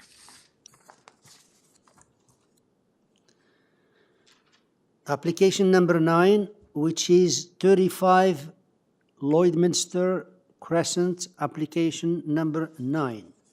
And here we have one Martin Rendell. Are you there? Yes, I am, sir. Can Oh. you hear me? Yes, if you just repeat your name and a full name and address, we appreciate it. Martin Rendell, R-E-N-D-L, Thank you. 35 Delburn Drive, Toronto. Thank you. We have here no dwelling, 5 variances, transportation, no objection. There is nothing here. Do we need a presentation? No? Okay. Sir, we don't need a presentation. Do you want to add something before we move to committee? No, I'm fine. I think it's straightforward, sir. Thank you. Any question? If you have no question, can I have a motion, please? Anyone? Ms. Satarodi? Okay.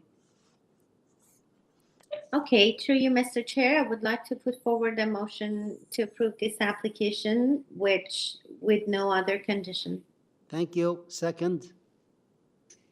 Ms. Manning, seconding. All in favor? Okay, thank you.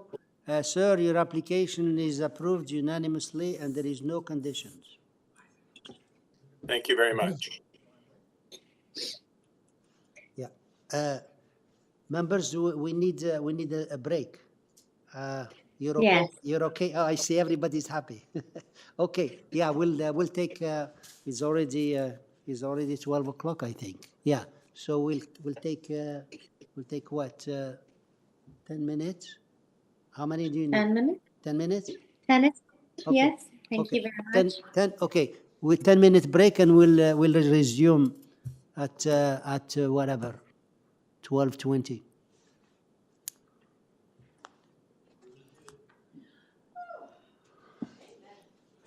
This one.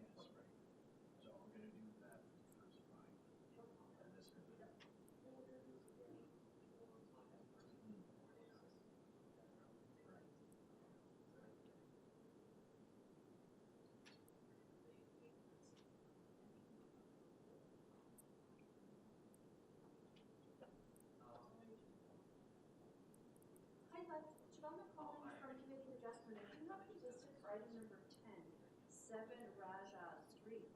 But I don't see you connected to our call here. Can you let me know if you still would like to speak? You can send me a quick email. But I do have you listed for this file unless it's my error. Feel free to send me an email. Thanks so much. It's Joanna. Bye-bye.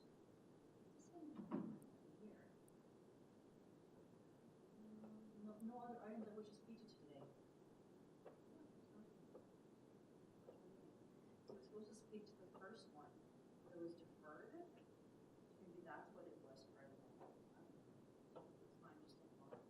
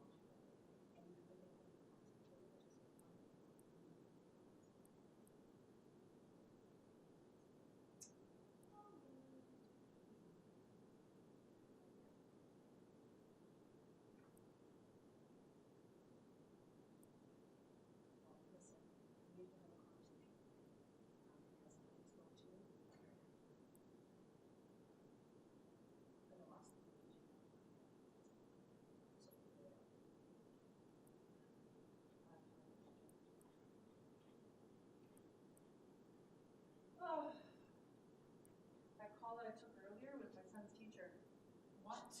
That's why I took the call. What's going on? He called me and he goes, just let me know your son just picked up a lunch class. Do you know where he is? And I said, yeah, I do know where he is. He's got bullet training at 1 o'clock.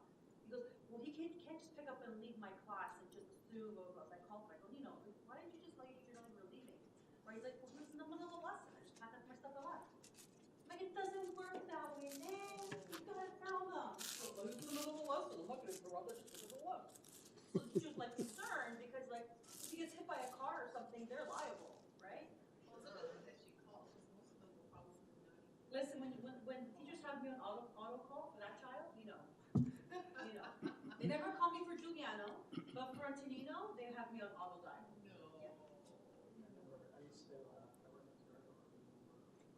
Yeah.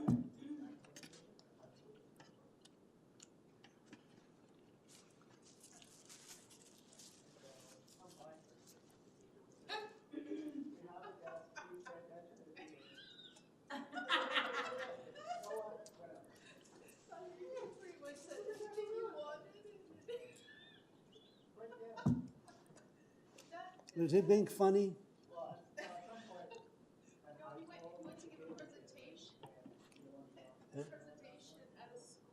I had one teacher who had, my boys are a year apart, so they're bound to have the same teacher.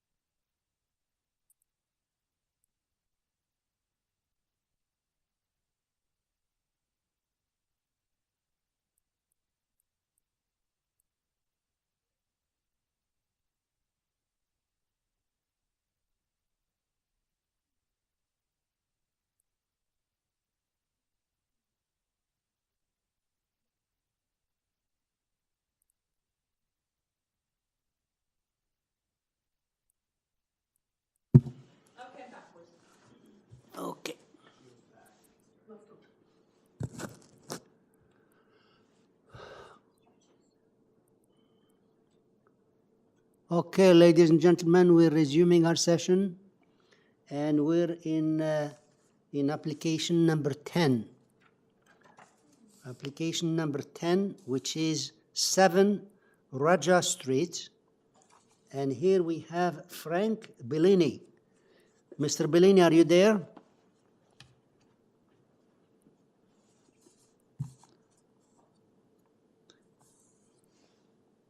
Me? 7 Rajah Street. Mr. Bellini. Frank Bellini, are you there? Yes. Okay, could you please state your name and address so it can be recorded? Frank, can you please stop muting and unmuting yourself? Staff will take care of that for you.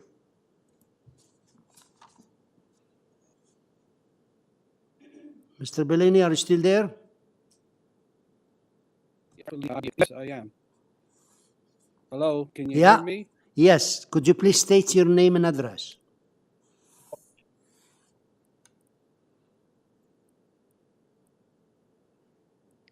To a Dell Road, number 2, Toronto. Okay. Okay, we have here 9 variances, a new dwelling. The staff report has to refuse number 4 and either number 4 or number 5, but looking at the applications is not number 5. They're referring to number 5, not number 4, and number 6 is number 7. Could you please explain that? Well,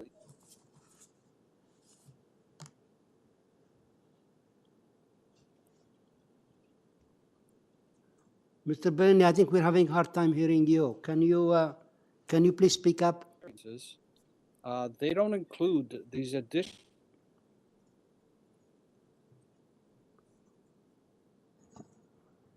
Frank, you keep cutting out. Can you please check your connection and try again?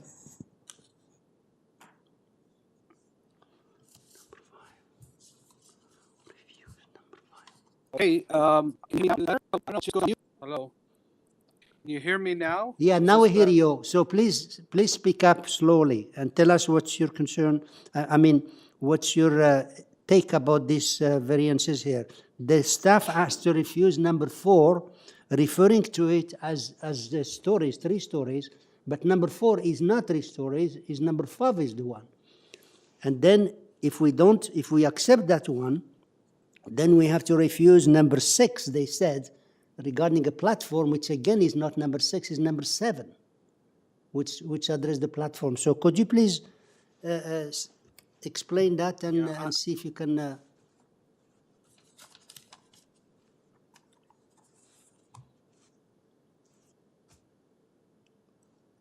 We still don't hear you. Can you hear me okay? Yeah, so please go ahead.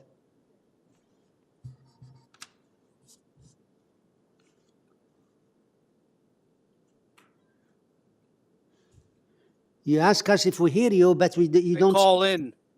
Hello. You don't speak up. So please make sure your equipment is proper and start to speak up.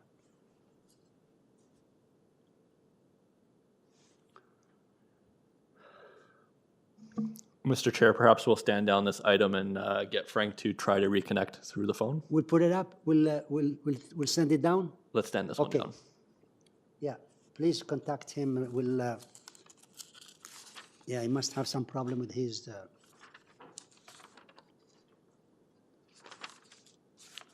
Okay.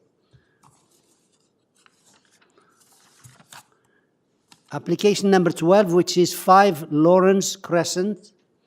Application number 12. Who's that? Can I call? Who's that on the line? Would it be better if I just call? Hello? Yes, Frank, please call in. That's the former one, right? Okay, now we're number 12. Number 12, which is 5 Lawrence Crescent. And for this, we have Juan Sebastian. Are you there? Juan Sebastian Martinez, are you there? Good afternoon, Sir Chair. Can you hear me? Yes. Could you please state your name and address for us? Of course. My name is Juan Martinez. I'm a planner at Design Plan Services located at 900 The East Mall. Thank you. So you have here the application is for 2 additions, 1 variance, and we have 10 letters of support. Members, do we need the presentation here? No? Okay. Sir, we don't need a presentation. Do you want to add something before we go to committee?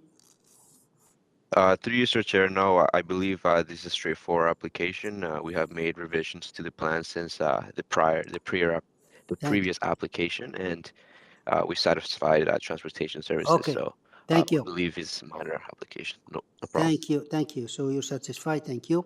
We'll see if the members, if there is no question, can I have a motion, please? Mr. Tarodi? Yes, through you, Mr. Chair. It's I want to put forward a motion to approve this application. It's very straightforward with no condition. Thank you. Second? Ms. Manning seconding, all in favor? Okay. Sir, your application is approved and there is no conditions. Thank you. Can we go back to that gentleman? I see we have a call-in user now, so it might be Frank. Mr. Frank Bellini, are you there?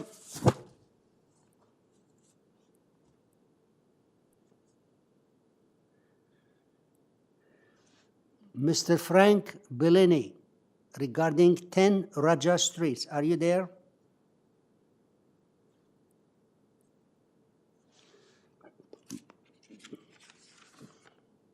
Let's send him down again. Let's stand it down again, and I will try to get a hold of Frank.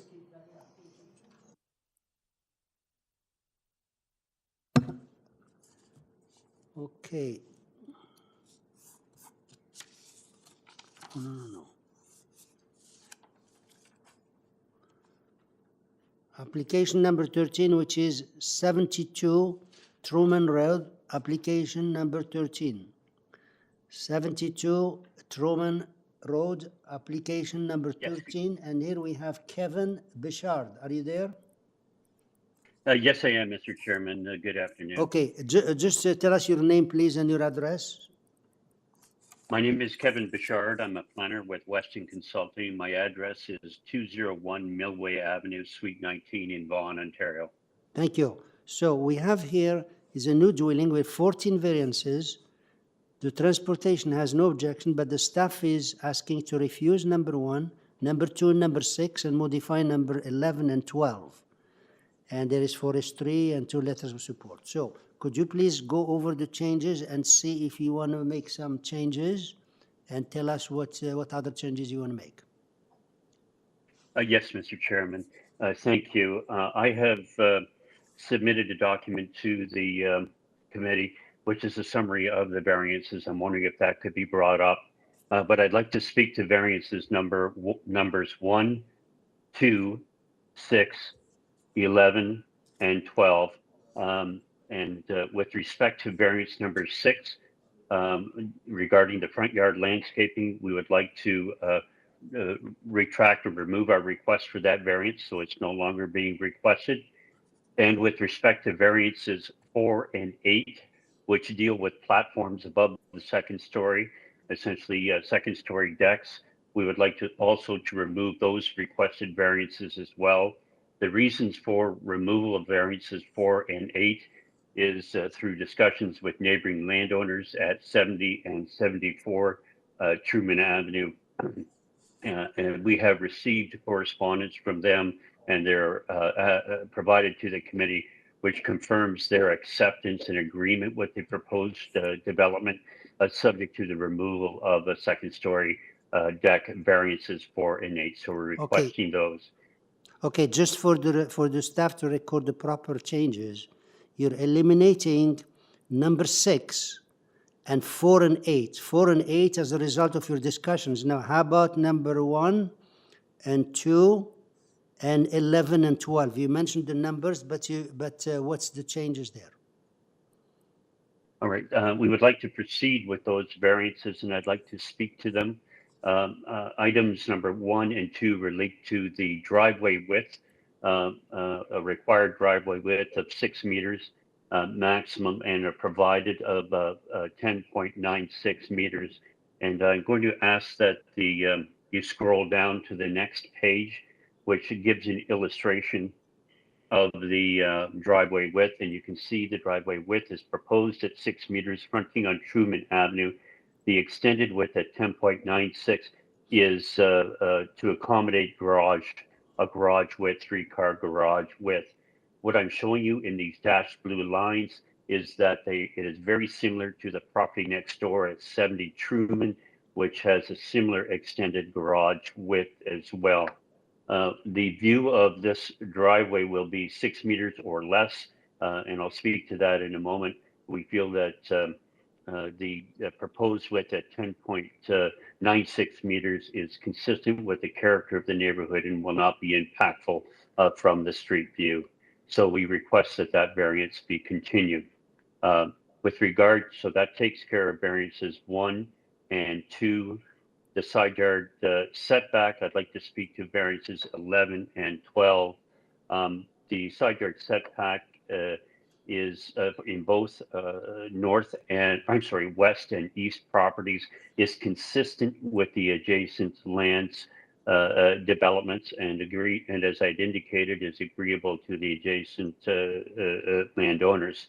Scrolling down again, or looking at the variances, you can see that on 72, the sketch 72 Truman, we have a minimum of a 9.1 meter setback on the property to the east, to the west, and over the garage portion. That setback does not impact any of the living area or residential area of the adjacent building, so there is no impact there. The balance of the variance is consistent with the adjacent landowner at 1.63 meters at 7 Truman West. Similarly to the north, if I scroll down to the next sketch, you should see at 72 Truman, you'll see that the proposed variance is 1.52 meters, which is consistent with the abutting setback for the property owner to the east at 1.44 meters. So we believe, Mr. Chairman, that this is consistent with the character of this area and prevailing character of the neighborhood. So our firm has looked at the application of section 4.5.1 of the Toronto official plan. We believe that this application is consistent with the prevailing character of the neighborhood. We also believe that it meets the 4 tests that are set out in section 45 of the Planning Act. These are my comments, Mr. Chairman. I'm available for questions. Thank you.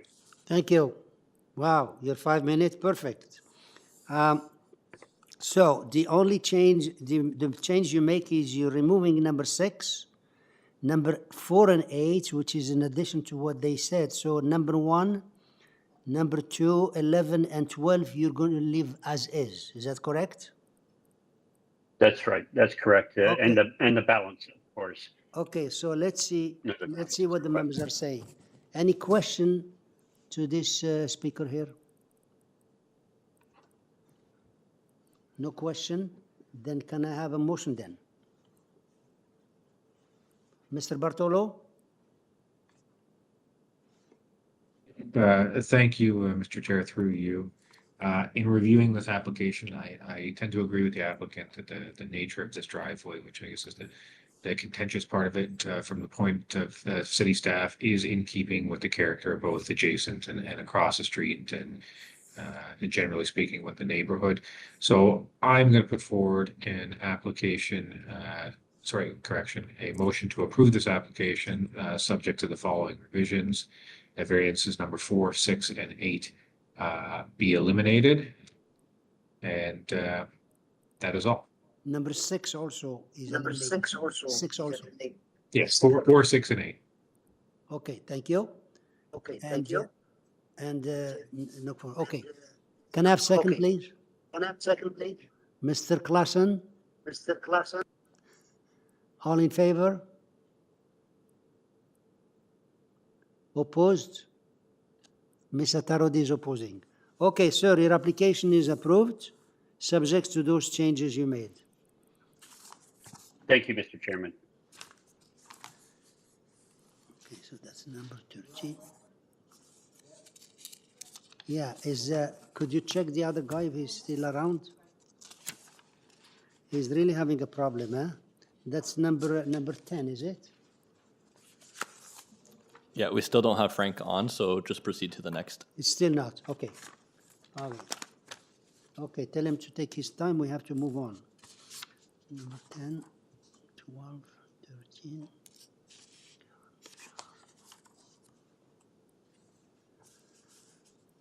Application number 14, which is 111 GLENFOREST Road, application number 14. And here we have AOU, I hope I pronounce it right, AO and YU. Are you there?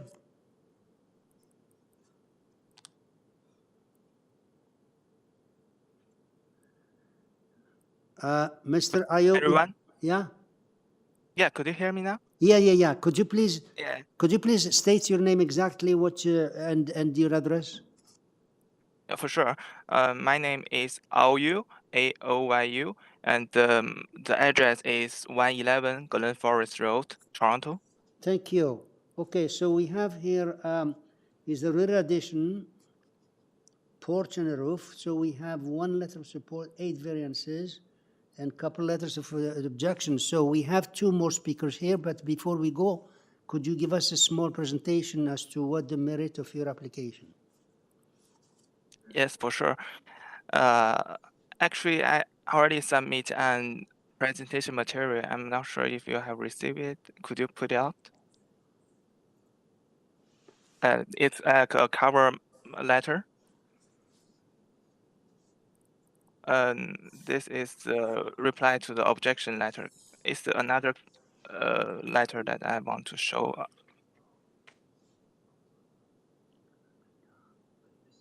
All right. Actually, this is not the presentation material I want to say. Not this one. Could you change to another one?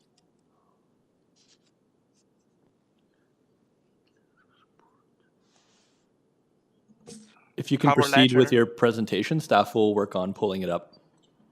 Oh, okay.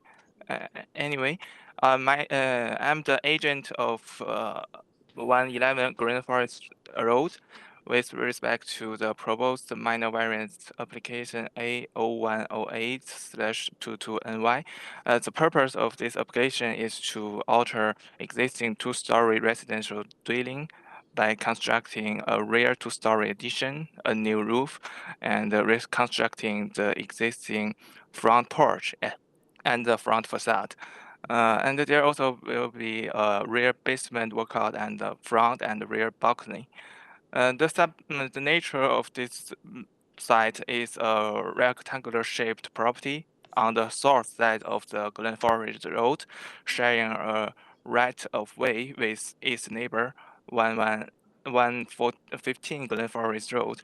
And the building in the lot is very old and tiny on the street, and it's actually located right in the middle of 2 gigantic buildings. As you can see in the picture, the west neighbor is very long. It's nearly like 18 meters, while the east neighbor is very high, like 3 stories building. So, and the new owner just bought it last year, and she decided to give a new look for this building. To facilitate this renovation this time, 8 variants was proposed this time, including the minimum side yard setback. The first one is minimum side yard setback. Could you drag down a little bit, please? Yeah, this is this will. Could you move to the next page? Thank you. Well, the first variance is the side yard setback. As I said, this community has a very similar pattern on this community. Like one side is very close to each other and another side is quite wide. So it's more like a semi-detached house, but the west neighbor is very long and very close to each other. So I have to keep the proposed is to propose a 0.37 side yard setback. The reason is that the proposed rear addition will keep the exactly same west side yard setback with the existing building. So I want a full west addition at the rear, while the east side of the building share a right of way with its neighbor, which reduce available lot wise at the rear. And it's also a common variance at this community. The second variance, could you drag a little bit down, please? Yes, is the front yard setback. There are only like 1 feet encroachment to the front yard, only for the purpose of aesthetic use. So I don't want the front facade looks very flat. I want to make some different, only 1 feet encroach. And the east neighbor has very large, very significant front yard setback, which is 615 meter. So cause very high requirements on my front yard setback. The variance 3 is the building length, and my client has a very huge family, and she wants a huge floor,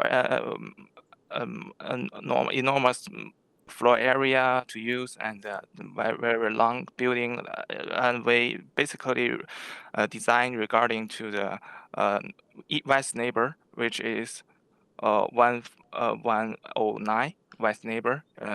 He has a very long building, and the length we really based on the length of the east neighbor, and this is common on this street.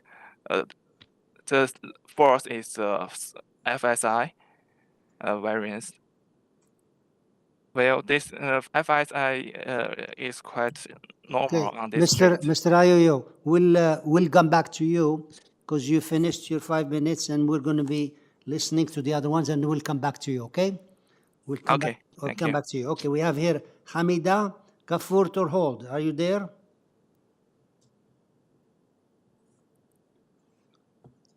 Hamida Kafur Torhold? Yes. Okay. Could you please state your name and address for us?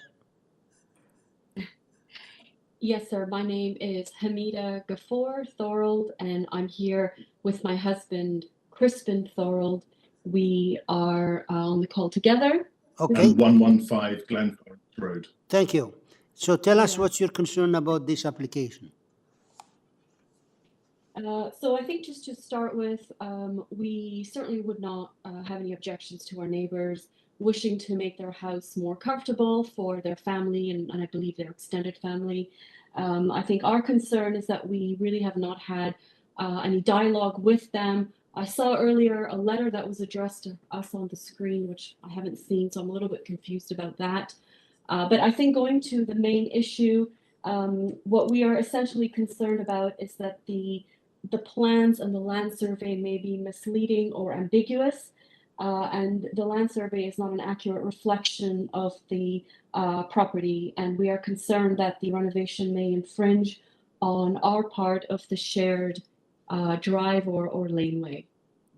Crispin, did you want to add anything else to that? No, I think that captures our two main concerns. Okay. That's it?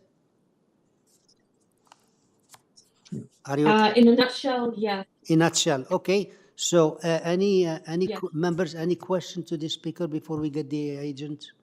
No? Okay. The next one we have is Jiawen Wong. Are you there? Jiawen Wong. Mr. Chair, I've reached out to this person but have not heard back. They're not on the call. He's not done. Okay. Okay. So Mr. Ayoyo, could you come back here, please?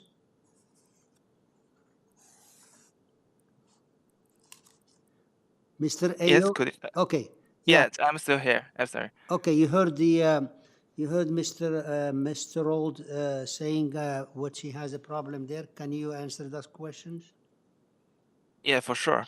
I will address her question because the site plan probably she saw was the proposed site plan, and we did upload the site survey. And what her concern on her letter was there is a front parking pad, actual front parking pad, and it's actually we don't. It's actually not. It's actually the right of way. Means that each owner can use this way. Actually, we are performing the right of way using at our own property. And the right of way is for the purpose of accessing rear yard with no obstacles. However, their garbage bins basically stay at the right of way all the time and block the right of way, affect its accessibility. Besides, we won't demolish the front existing side wall, so no encroachment will happen at the existing side wall part, and we still use the front part of the right of way. Yeah, they can still use the front yard, front part of right of way normally. Second, we may encroach 1 feet to build a retaining wall for the rear addition foundation wall, and we won't encroach to the neighbor's property. So we promise to restore the right of way as it was after the construction at the owner cost. Speaking of the like the privacy issue on her letter, its privacy intrusion is very common in this zone. Buildings are close to each other, like the picture you sent. You can take a picture to my client's rear yard, so it's fair that we overlook yours. However, we don't have any intention to intrude your privacy, so we will install the privacy screen at each side of the rear balcony to ensure your privacy being protected. That's it? Okay. Actually, it's they also have another question on the front parking payway. I can explain that. The proposed site plan is actually will restore the front soft landscaping to 50% of the front yard area and meet the zoning requirement, and the city inspector will come and inspect the construction. So we promise that we will restore the front soft landscape to 50% for sure. Well, is That's that, are you referring to one of the recommendations, one of the variances? Are you changing it? No. No. No. There's no changing on the front yard. It's not here. Okay.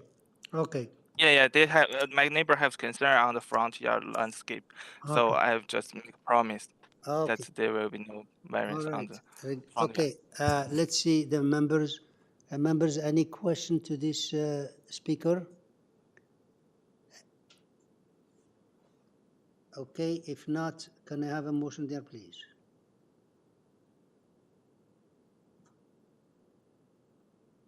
Mr. Klassen?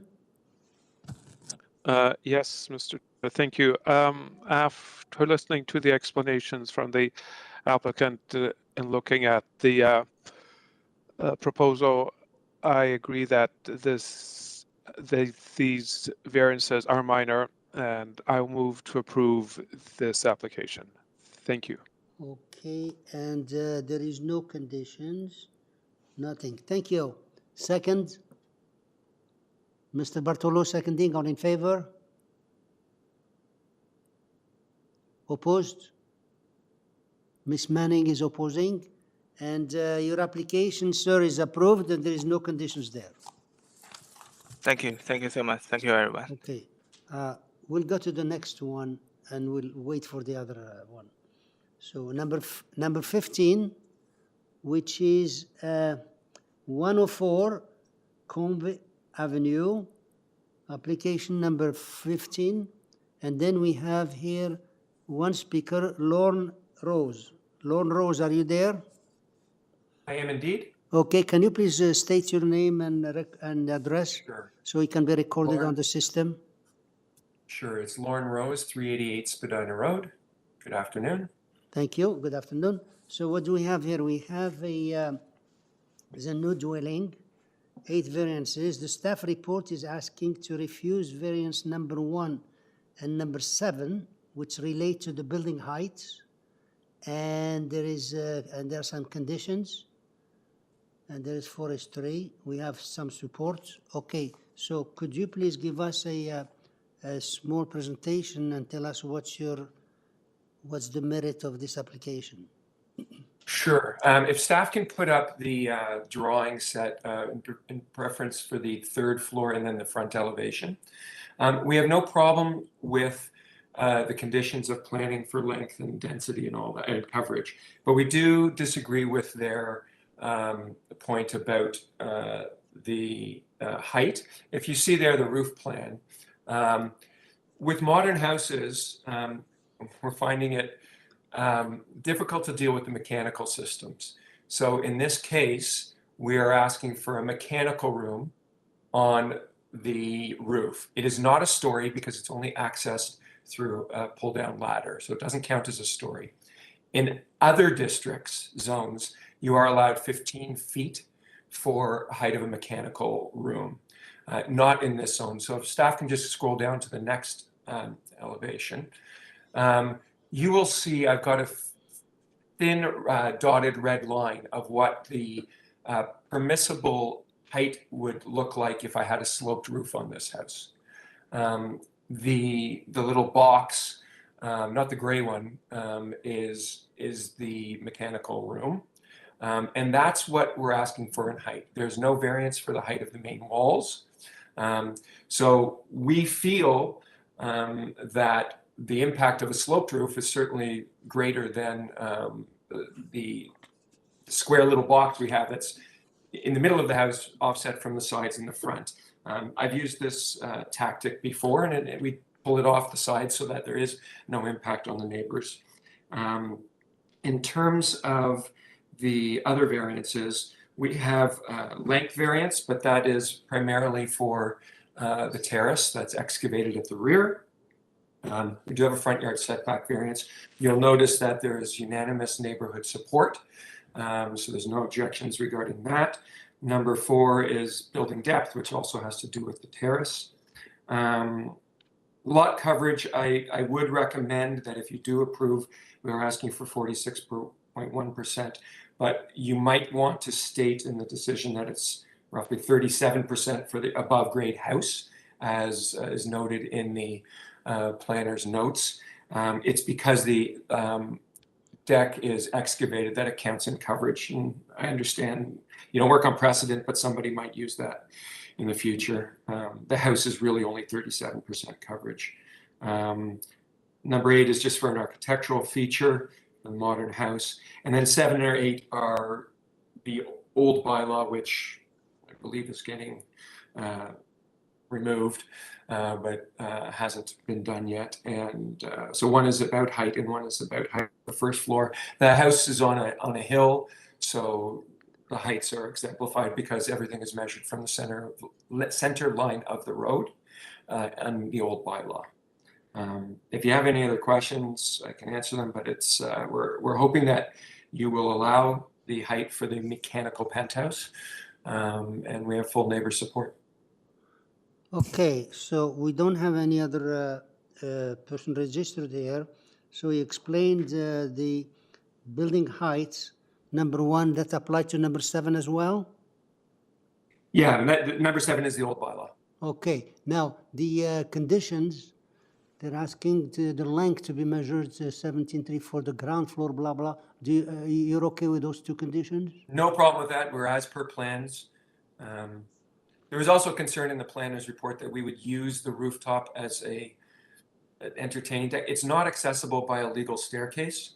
So yes, we do have a door that if you had to shovel off the roof, which is a common thing with some major snowfalls, that someone could possibly do it, but it's not a legal staircase for people to go up there and entertain themselves. So we have there's no terrace area, balcony area. We've removed that option.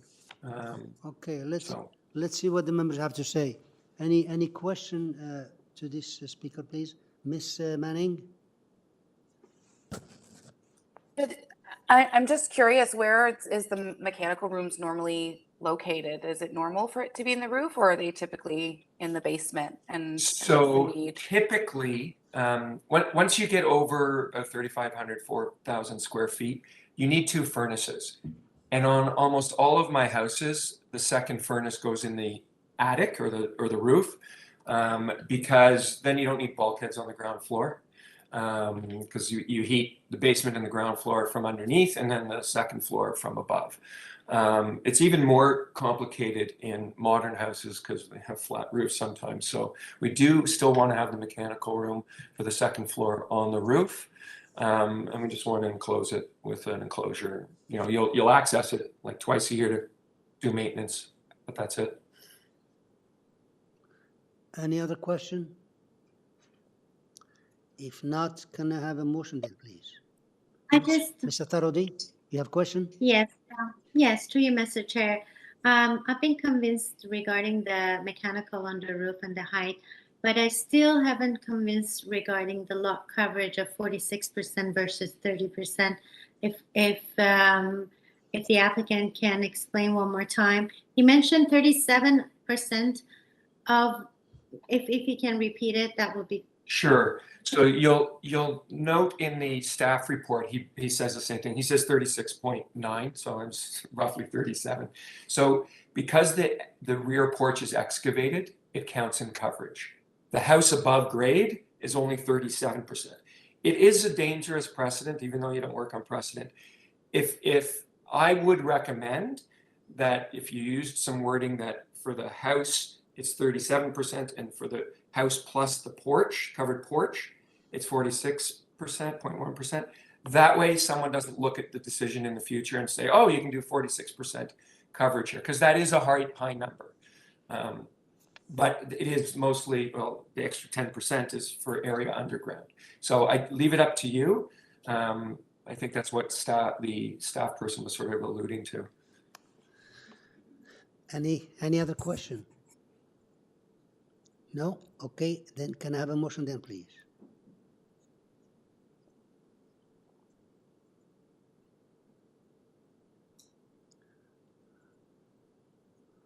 Going once.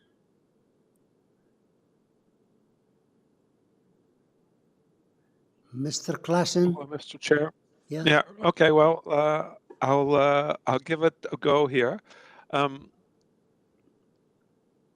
I do have concerns about variance 1 and the mechanical room on the roof, but I will accept that as minor. So I'll move to accept this application, make it subject to the 2 conditions that the staff proposed, that the how it be measured, and that there won't be an extension, and I'll also include a comment that the lot coverage for the building is 36.9, and that it is only 46.1 because of the basement portion, and that is my motion. And there is forestry, if you don't mind. Oh yes, yes.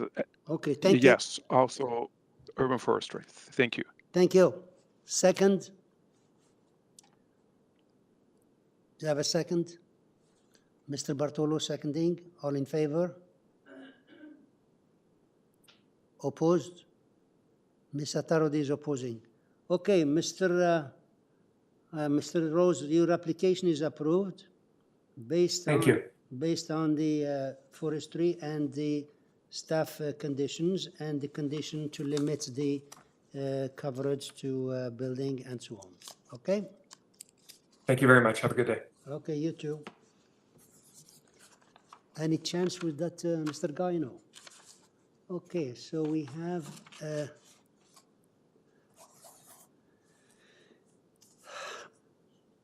application number 16, which is number 5 Dinan Street, application number 16.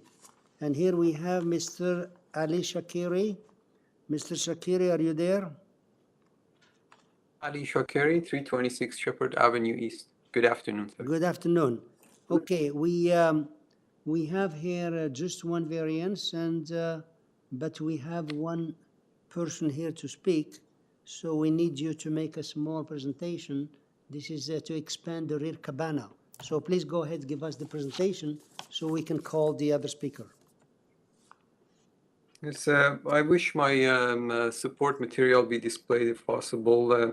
So we're asking for the sole variance, as you mentioned, 35.5%. We've been before the Committee of Adjustment last year, a variance of 34.8% was granted. So now what we're asking is a fraction of a percentage more as a result of the proposed cabana, constructed actually slightly larger. As you can see on this graph, on the backyard, there is the cabana, and those two narrow stripes on either side of the cabana is what's the amount of demonstrating the amount of expansion of the cabana.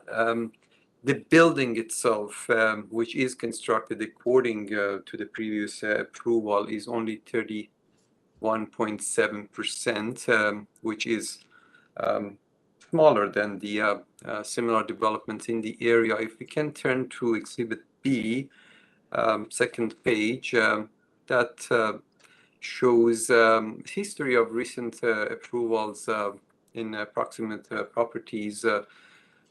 Most of them are greater than what we're asking for, and most of them don't even have a cabana, so that percentage goes towards the main building, which is greater.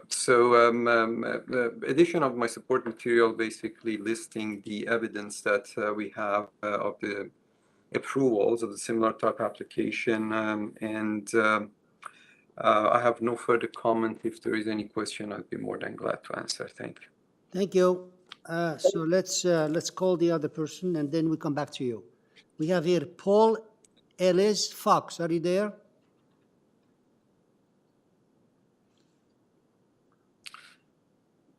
Mr. or Mrs. Fox, are you there? Mr. Chair, I think Mr. Fox is the owner, so I'm. Oh, so he was on it there. okay. Yeah, he registered here lately as a late registration, so he's the owner. Huh? So okay, so you don't think he wants to speak? No. Mr. If Chair, there is no other speaker. What's that? I do not see them on the call. No. Okay. All right. Thank you. So, members, any question here? This is only one variance because of the cabana, and there is no other person registered.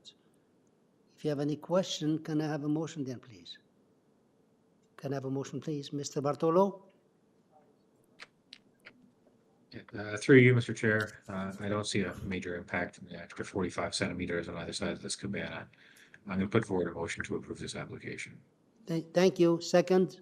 Thank you. Second. Can I have 2 seconds. Miss, okay, hold a second. There is some problem with the echoing. So, Miss Ataro, did you have any comment? Yes, I would like to ask for a friendly amendment if Mr. Bartolo accept that we put that comparison of the lot coverage, the first document that have been presented to the tied to that, because it was a very nice explanation of that the building. That is, You're talking Exhibit A or Appendix A? I mean, the first page that they show that coverage is 31.7%. Or if you can just What's the problem here? You want it developed substantially in accordance with it's Appendix A attached to this. correct. If it's possible. I don't see an issue with that. That just adds the extra 45 centimeters on either side. I'm okay with that. Okay, then I'll Okay, then. So, Mr. Bartolo, did you want to amend your motion? Yeah, no problem, Mr. Chair. We'll put forward a motion to approve this application, subject that it be developed substantially in accordance with the Appendix A attached to this application. The application. Thank you. Second. The application. Thank you. Second. Mr. Tarodi seconding. All in favor? Okay, unanimous. Okay, sir, your application is is approved unanimously, subject to the attachment of the staff there. Okay. Mr. Chair, we do have Frank dialed in now, if you want to go back to item number 10. Is he there now? That was number... Item number 10. Yeah, I hope this time he's there.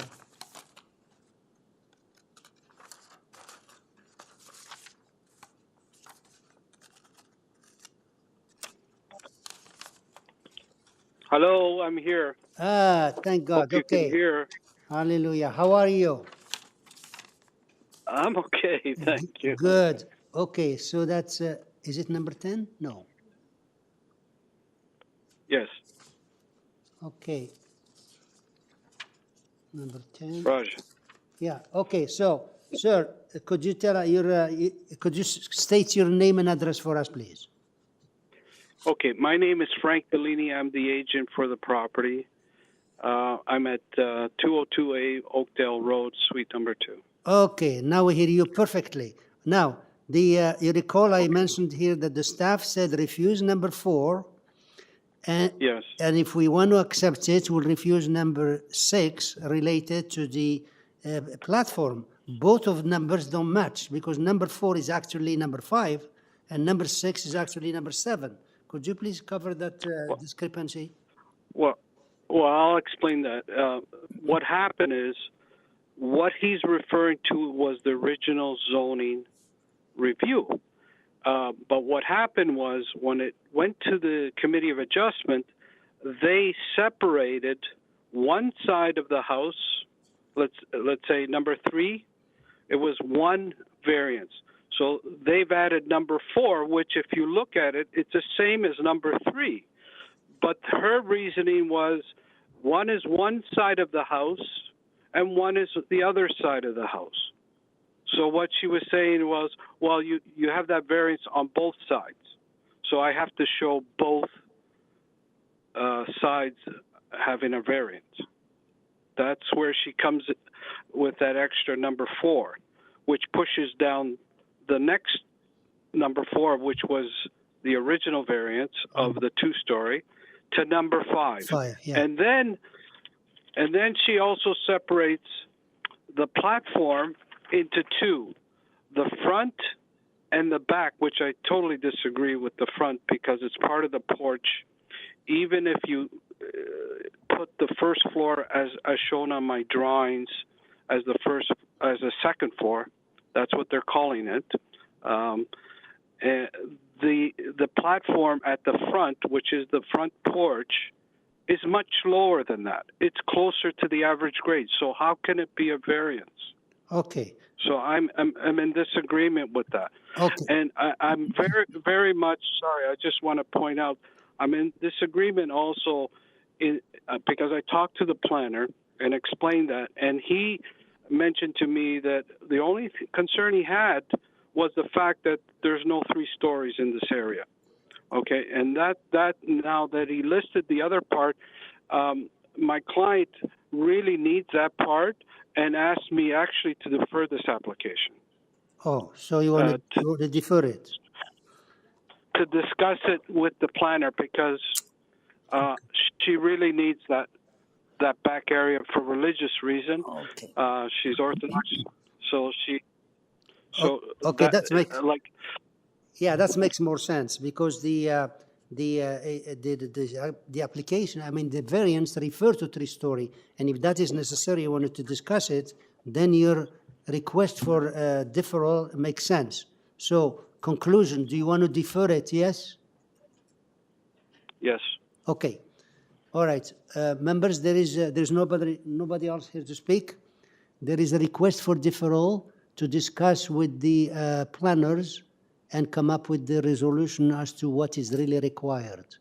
So, any question? If not, can I have a motion? Miss Satarodi? Yes, through you, Mr. Chair. Since the number of the variance in the staff report and with the public notice also doesn't match, I think it's a great idea to defer it. Plus, we give an opportunity to the applicant to further discuss the matter with the planning staff. Therefore, through you, Mr. Chair, I would like to put forward a motion to defer the application, sine die. Thank you. Second, Mr. Klassen, seconding. All in favor? Okay. Thank you. Sir, your application is deferred. Thank you very much. You're welcome. It's deferred sine die per your request. Thank you kindly. Okay. Thank you. Bye-bye.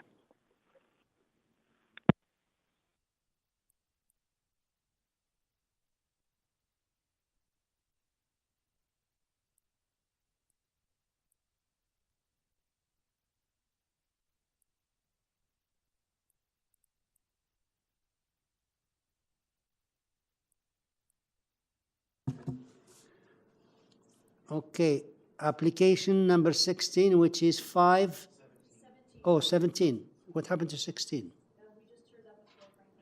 Oh, yeah, that's one. Sorry. Thank you. Thank you. Application number 17, which is 33 St. Hilda's Avenue. Application number 17. And here we have Nafishe Zandiabadi. Are you there? Yes, good afternoon, Mr. Chair. This is Nafisa Zangiabodi, 30 Apple Orchard Path, Thornhill. Okay, we have here two-story addition, 7 variances. Staff is having some changes here. Eliminate number 6, as you indicated, and refuse number 7, which is the FSI. Now, the problem here we have here 1, 2, 3, 4, 5, 6 people to speak. So please go ahead, give us your take, and then we'll have to call the people, see if they're around. Sure. The application is to do a 2-story addition, the rear and side of an existing dwelling. We received a staff report and we talked to them afterward, and we decided to make some changes to the application. We also went to the neighborhood and we talked to the neighbors. And after our discussion with them, we added more modification to the application, which I would like to address them now. So we're going for 7 variances. Out of 7, we're going to remove variance number 6 for the garage, as per the staff recommendation. Okay, you want to eliminate that, which is they asked to refuse it. Okay, next. And then we're eliminating variance number 4, 5, and 2, as per our discussions with the neighbors. Number 2 was a setback affecting our neighbor at 31. Okay, excuse me, before we go to explanation, just tell us the exact changes. You want to eliminate number 6, number 4, 5, and 2. Is that correct? Yes, correct. Okay, any other change? Yes. Number 7, which relate to the FSI, you don't want to do anything there? FSI, yes. Yes, we want. After speaking to the staff and the neighbors, the staff recommended to bring it close to 66%, which has been approved in the area, and I have the decisions here ready. So we're going to reduce the FSI to 67%. by reducing the length and the setback, which we don't have a Okay. length and setback. Okay, so now, you're but changing it's the FSI to 0.6? Yes. Just 0.6 even? 0.67. 0.67? 0.67. Okay. Yeah. All right, so let's go over the changes. Very important that the staff will record this. So you eliminate number 6, number 4, number 5, number 2, and you're changing number 7 to 0.67. Correct. Okay, please go ahead. Yes. And then it only leaves us with two variants. Variance number 1 for the front setback, which is the existing wall of the building. And the reason the number is different from the existing main wall is that it's been measured to the shorter part of the wall because it's the front property line is in angle. So that's basically a technical variance, whereas the existing main wall of the building stays. So we're not making any changes to that. And then variance number 3 for the main wall height. The reason that the number is way higher than what is there is that it's been measured to top of the gables for the windows at the front, whereas the eave side all around the building is at 7.89, which is only 30 centimeters above what is permitted, so 1 foot, which is been approved in the neighborhood, is compatible with the heights in the neighborhood. So long story short, we are actually basically asking for 1 variance of FSI, which now we reduce to be compatible with the area, and then front setback, which is existing, and height, which is only less than 1 foot more than what is approved and what is permitted by bylaw. And I'm happy to hear our neighbors' comments. We reached them yesterday, and we sent them our changes in writing to them. We were waiting to hear from them, never heard back. So I'm here to hear their comments. That's it? Okay, Yes. so we'll be back to you. We'll see how many people are here. Gordon DeVereaux, are you there? Gordon DeVereaux? Thank you, Mr. Chair and Yeah. members of the committee. Can you please state your name and address for us, please? Yeah, my name is Gordon DeVereaux, and I am the owner and resident of 31 St. Hilda's, which was directly south of the 33 St. Hilda's. Thank you. So you saw the changes they're making. You still have a concern? Yes, I've been living here for 25 years, and I actually did a renovation a number of years ago, and held it to the 0.6% that is in the neighborhood, and have a fine 4-bedroom, 4-bathroom house. I still believe at 0.67, and I believe that she had stated 0.675, is still well beyond any of the renovations that have been done in the neighborhood. In fact, I know of 5 that were done recently, and they were all closer to 0.6%, 6 to 60 times. So the FSI, I do not endorse that and agree with the staffing report on that issue, even at 0.675. The height of the building is not in keeping with the neighborhood. In fact, the height is significantly higher than any building in the neighborhood. 8.57 meters would tower above every house in the neighborhood. The additional thing to concern yourself is when we're talking about the number two, it's important that this is an integrated garage building that is going through a whole driveway. Currently, right now, my house. Excuse me, did you see the ones they removed? She removed 4, 5, and 2. So, yes, I realize that, but I just want to put in context that the building, right now there is an empty driveway, and this will actually be a building that is going up to 0.9 meters to the driveway. And just a note, I had a consultant look at it and said that my house was underpinned.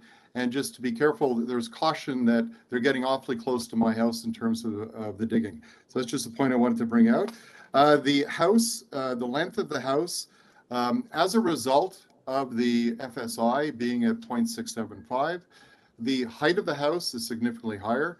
The length of the house will be significantly longer. It goes into my backyard. The house will be a grade higher than all the houses on the street. In the report, I submitted an aerial drone. All the houses are similar in terms of both scale and mass, and they all have patios in the backyard. This house will have a decking system, which will rise way above everyone else and affect privacy, in what are beautiful backyards. Is kind of a garden setting in the back of all the backyards. So in terms of overall, in summary, I believe that even at 0.675, this house does not fit the neighborhood. The integrated garage system and the way it's designed and the height does not fit the neighborhood system.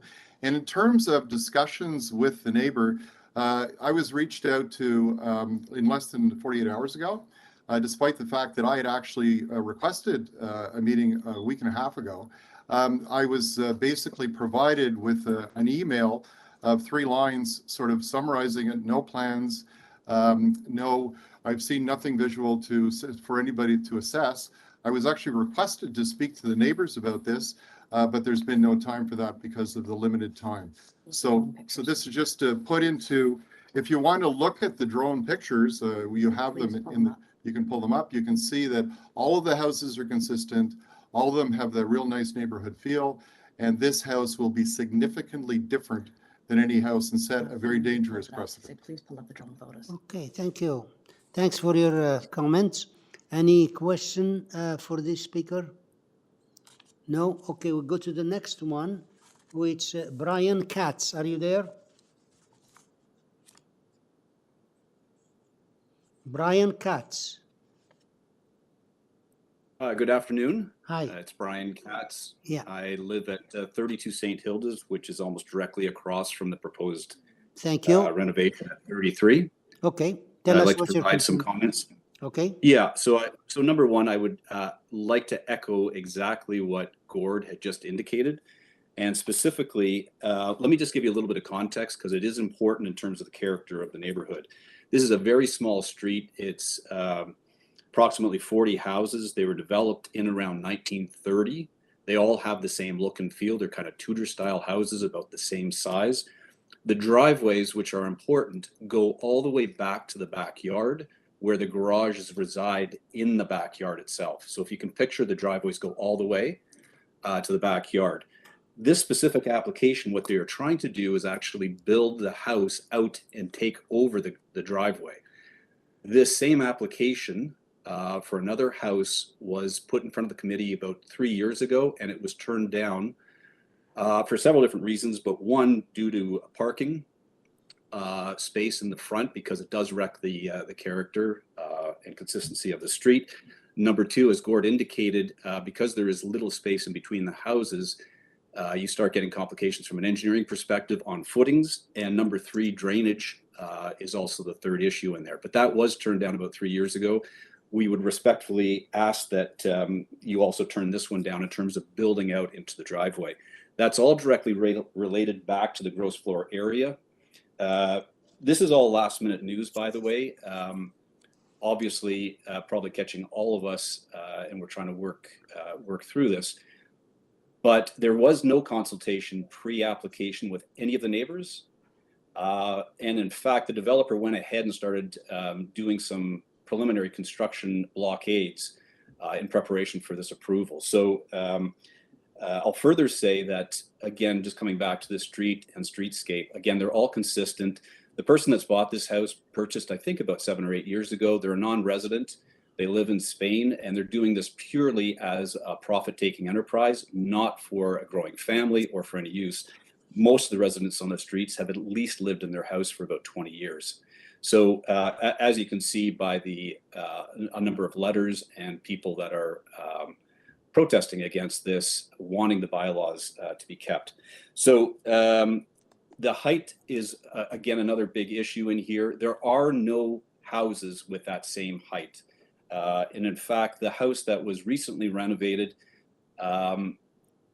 a couple doors down is actually lower than the original height. So there's no need. This is all excessive in here, both in terms of the original application of GFA, but also in terms of the height and the build out to the driveway. Same thing with front yard setbacks. The drawings, I will also say, are quite deceiving. What they are doing is trying to put a garage in front of the house as part of the front facade. That's not in keeping with the character. And it's a sloped driveway. None of that stuff is actually showing up on the actual drawings themselves. This is not a two-story addition on the back. This is basically a full tear down and rebuild, and it's not in keeping with the neighborhood. We would, I certainly respectfully ask that the bylaws are maintained. Thank you. Any question for the speaker? No? Okay. Do I see a hand there, Mr. Klassen? No? Okay. Next, we have Claire Fitzpatrick. Are you there? Could you please state your I'm name? unmuting. Please state your name and Oh, so address. hi, my name is, good afternoon, everyone. Thank you. My name is Claire Louise Fitzpatrick, and I live at 31 St. Hilda's Avenue. I'm the direct neighbor south to number 33. Thank you. And I think Yeah, the just two tell us previous if something is different, we hear the same thing all over again. So we'd help. No, I do have something. Okay.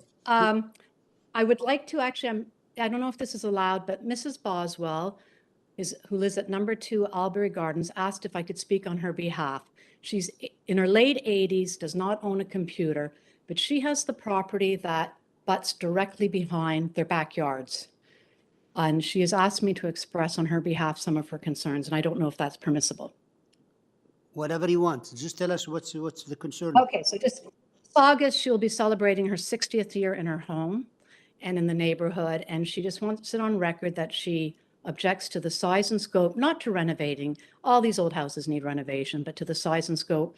I won't go through all her specific variants, but this is what she's asked me to express on her behalf, and just to ask the question why something has to be so big and done with total disregard to the neighbors and to the characteristics of the neighborhood. So thank you. I just wanted to express that on her behalf. Thank you. That was very nice. Mr. Chair? Yeah. Can I just get the last speaker to clarify who she's representing again, please? Yes, her name is Doreen Boswell, Boswell. She lives on number 2 Albury Gardens. So her backyard and number 33 form a T together. Thank you. And she's you're speaking on her behalf. Okay. Yes, Thank you. Thank you. Thanks. All right. Any question here? Okay. Next is Janice Zima and Sorel Bozan. Are you there? Anybody there? Have I been unmuted? Could you please say your name and address? Oh, sorry. My name's Janice Zima. I'm at 20 St. Hilda's, and I'm actually just attending in support of our neighbors who are objecting to aspects of the application. I wasn't expecting to speak, so I won't take up your time. Thank you. So you're agreeing with the other speakers, right? Okay. I'm agreeing with the neighbors' comments. All right. Yes. Okay. Thank you. Next is Giski Kruskank. Are you there? I am here, but I wrote my letter. Yes. And it's along the same lines as everybody else who has spoken. I did add that we live in a heritage district. Some of the houses on our street were built around the turn of the century, 1900. And we love our neighborhood and having it, especially the integral garage. And nobody's mentioned that big tree in front of the house. It has a circumference of 85 centimeters, not a circumference, a diameter, sorry, of 85 centimeters. And it is going to be in the way of that integral garage. I don't know how it's all going to work. Okay. Did you mention your name and address, please? I don't think I got it here. It's Giski Cruikshank at 7 St. Hilda's Avenue. Thank you. Appreciate it. Okay. Thank you. Any question here? All right. So we have the last speaker here, Andrew Burke. Are you there? Andrew? Burke, yeah. Yes. Oh, could you please state your name and address for us? My name is Andrew Burke. I reside at 35 St. Hilda's Avenue. Thank you. I'm the direct neighbor. Okay, tell us what's your concern. Okay. Well, I'm the direct neighbor to 33 St. Hilda's. I heard the applicant and I appreciate the changes in some of the variances that have been proposed. I was not, or my wife was not consulted at all, and I have received nothing in writing, so I'm not sure what the applicant meant when she said that she met with the neighbors and she has supplied us with written changes to these variances. I find that the set of variances confusing to begin with, and I have spent a lot of time to look at that, and having to listen to a wide range of changes in such a short amount of time gives me no opportunity to appreciate what has been presented to me. And that is really unfortunate. If the applicant really wanted to talk to the neighbors, I would assume that she would have talked to both the direct neighbors and addressed our letters of concern, because I also sent in a letter of concern. I don't have much more to offer to the points that have been already presented, but I do believe that the cumulative effect of these variances don't make them minor in any way, shape, or form. And I do find that if you look at all the letters that were presented, the city report, forestry report, even a letter from the councillor, and then the letters from various members of the neighborhood, there is a major concern here as to what has been proposed. And for me, really, it boils down to the necessity as to why, or what is the compelling reason to overbuild on this property. And I guess the speaker, a few people before me, spoke a little bit about that it's an investment property, and I understand that they want to take this investment property and build something as large as possible for its resale value. But the result is leaving a building that does not fit with our neighborhood. The mass, height, and bulk of it threatens the very character of our neighborhood. And so I'd just like to emphasize that. And I thought that everyone else spoke very well in terms of the points that I had wished to raise. Thank you. So thank you very much. Thank you. Okay, any question? All right, so we get back the agent. Nafise, can you come back, please? Yes. Okay, could you Sure. please address those concerns? And before we go there, one of the speakers mentioned 675. Did you say you want to change number 7 to 0.67 or 0.675? 0.675.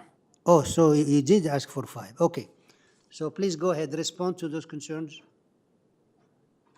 So first of all, we received the letters from neighbors just this Friday. So as soon as we received them, we went to talk to them. So we only had 2-3 days to talk to them, which we did. And we thought that neighbor at 31 is representing them. So we talked to him, and he was supposed to talk to the other neighbors. But just to the comments, as for the garage, like the garage that is inside the house is not triggering any variance. There's no setback with adding the garage.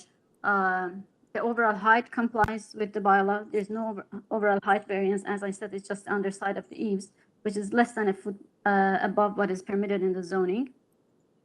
As for the GFA that has been approved in the area is within 65-66%. And we are just 0.67, so 1.5% above what has been approved, which I am willing to even reduce that to 0.66, which is exactly what has been approved in the area. So our GFA is going to be 0.66 now. And then there's talking about the driveway.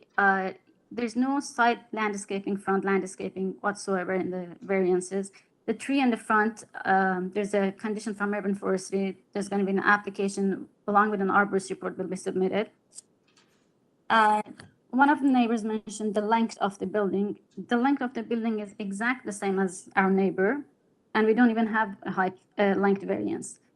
They asked for the deck. I think there are more concerns for the deck in the backyard. We don't have a deck variance, even though we talked to them, but I assured them that in order to keep their privacy, we're going to lower down our deck. So it's going to be landing at the top, and then 4 or 5 steps going to go down. So the deck itself going to be about 4 feet above the ground, and we're happy to provide an opaque screen or any greenery to protect their privacy, even though there's no variance for the deck. There were constraints for engineering and underpinning, which we comply with the setback on both sides, so we have enough room for foundation, and obviously those stuff's going to be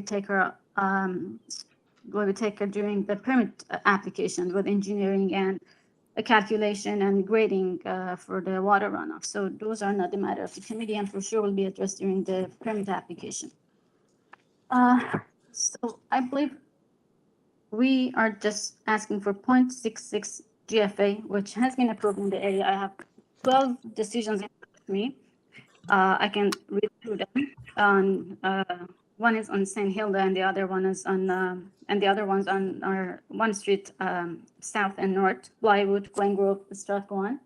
And we also had 2 other on the neighborhood with the GFA of 73% and 87%, which was just the FSI variance that was approved. Well, I know each lot is different, but the whole point is with 0.66, we're exactly at what has been approved in the area before. There's no other variances. The other 2 that we're asking is just the main wall, which is existing, and then height for the eaves, which is a foot more than permitted, and the overall height we comply. I believe that's it. Okay. All right. Thank you. So just to wrap it up, we'll see here the changes. You eliminated number 6, 4, 5, 2, Yes. and you're changing number 7 to 0.66 now. Is that correct? Yes, correct. Okay, so let's see what the members are saying. Any question for the speaker? No, if there is no question, can I have a motion then, please? Anyone? Oh, I have 2 here together. Miss Tarodi and Mr. Klassen, which one? I'll let my colleague to go. Okay. Mr. Tarodi, please go ahead. Thank you. Through you, Mr. Chair, I was listening to the applicant and the neighbors. So we are, the applicant removed some variance, and now we're dealing with 3 variants, which the number 1, which is front yard setback, is an existing situation. With the changes that the applicant did, I believe that I'm through you, Mr. Chair, I would like to put forward a motion to approve this application with the changes that applicant provided, such as number 2, eliminated variance number 4, eliminated variance number 5, eliminated variance number 6, eliminated variance number 7. The proposed floor space index is now 0.666 times the area of the lot, and also would like to subject it to forestry. Okay, thank you. You said 0.666? I believe she said 0.66. Okay, 0.66. Thank you. Okay, do you have second? Mr. Klassen seconding, all in favor? Okay, thank you. Okay, your application is approved, subject to those changes and subject to forestry. Okay? Thank you.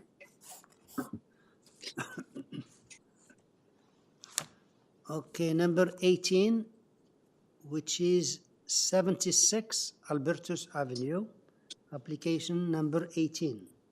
And here we have Tom Sprague. Mr. Sprague, are you there?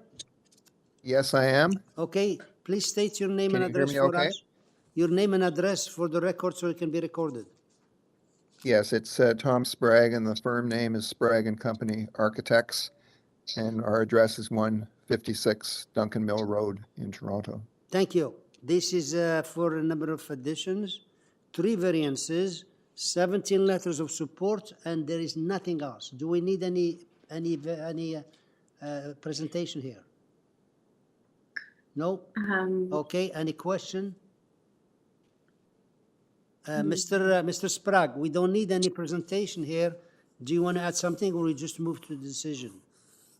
No, all I'll say is that I did write a covering letter just giving some background to it, as well as supporting material explaining the back with sketches explaining the variances before the committee, which I feel are very reasonable, minor, and it's certainly really appropriate, as well as statistics of other ones in the area. So my feeling is what's being proposed here is very much in keeping with the neighborhood, very appropriate and reasonable. And also, just to stress again, the neighbors are very, very supportive, and in particular, the two neighbors each side, number 72 and number 80. They're the immediate neighbors, and they're supportive of what's being proposed. So I do feel it's very reasonable. Thank you. Can I have a motion there, please?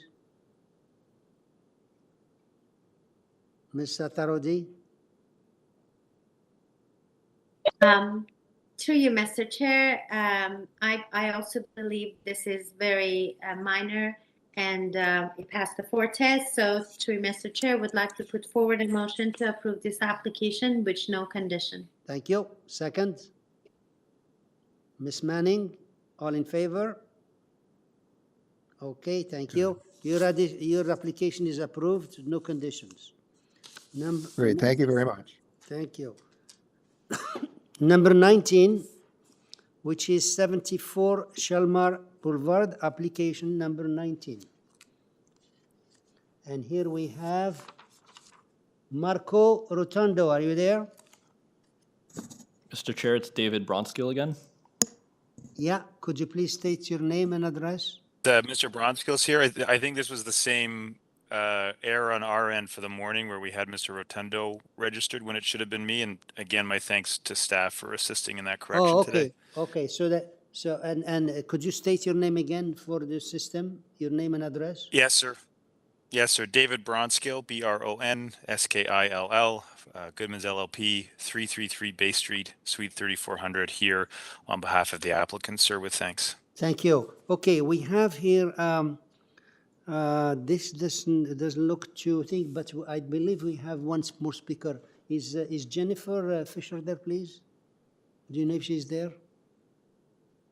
Yeah, okay. So we have one more speaker here, therefore we need you to make a short presentation, please.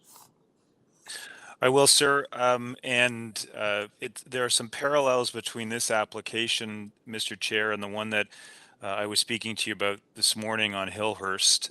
And so it's going to be a bit of a similar presentation. It is a set of variances for a new detached house. The FSI being requested at 83.98% or 0.8398. We did the numbers again for you on the map in the presentation materials for this neighborhood. There is a wide range starting in the high 0.6s, so 0.67, 0.68. What we did on the map, and then they run through the 0.7s and into the 0.8s. What we actually did on the map is circle those that are at 85% or higher, or that is, they're all greater than what is being sought on this site. And so there is a fair amount of activity within the neighborhood, and the FSIs, as I indicated, 0.67, 0.68 through the 0.7s and into the 0.8s and at 0.85 and above. That's the numbers, Mr. Chair. Similar exercise as before, we included on the color presentation the green and red lines, the green line showing the existing house to be demolished, the red line again showing the permitted outline under the zoning bylaw, and then the proposed 3-story dwelling. In the different hatchings, you can see the dwelling. There's a small 3rd story that's in fact within the roof line, a 2nd story in what I would call just the single hatching, and then the 1-story bump out at the back with the cross hatching. It doesn't quite match what is permitted by the bylaw. A small piece on one side is not being used, and instead it's a little bit longer at the back on that 1-story bump out. Similar to my presentation this morning, there are length and depth variances. The length and depth, it's a little bit different. There is the front of the basement garage to the back of the excavated deck. Here is the actual length and depth, and you see that on the plan. So it doesn't in fact take all of the above grade structure, because we do have some below grade under the deck. I do think, Mr. Chair, should the committee see fit to approve this, this would be a good case for a condition to approve substantially in accordance with the plans, so that the above grade structure is as shown on these plans, and the length and depth that extends below grade could not be deployed above grade, if that makes sense, Mr. Chair. So I think it's one where that condition would be appropriate. And then just very quickly, Mr. Chair, in terms of explaining the plans, as I did very similarly with a file this morning, the actual length of the house to the back is, and I'm just looking on the plans, 19.65 meters to the back, Mr. Chair, of the breakfast area with that one-story portion. So the main house itself largely meets the length and depth. If you go up to the second floor on the plans, it's 17 meters to the back of the second floor.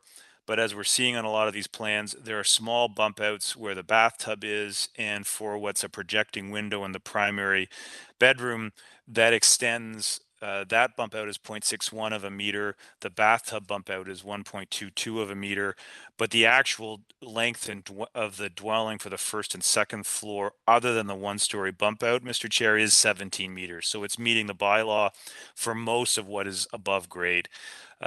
That's the sort of overall presentation, Mr. Chair. I'm happy to answer any questions, and then, as always, respond to the speaker, and I could always provide a bit more detail as required at that time. Appreciate your advice. You're the second one telling us what the committee should be putting as a condition, which is very interesting.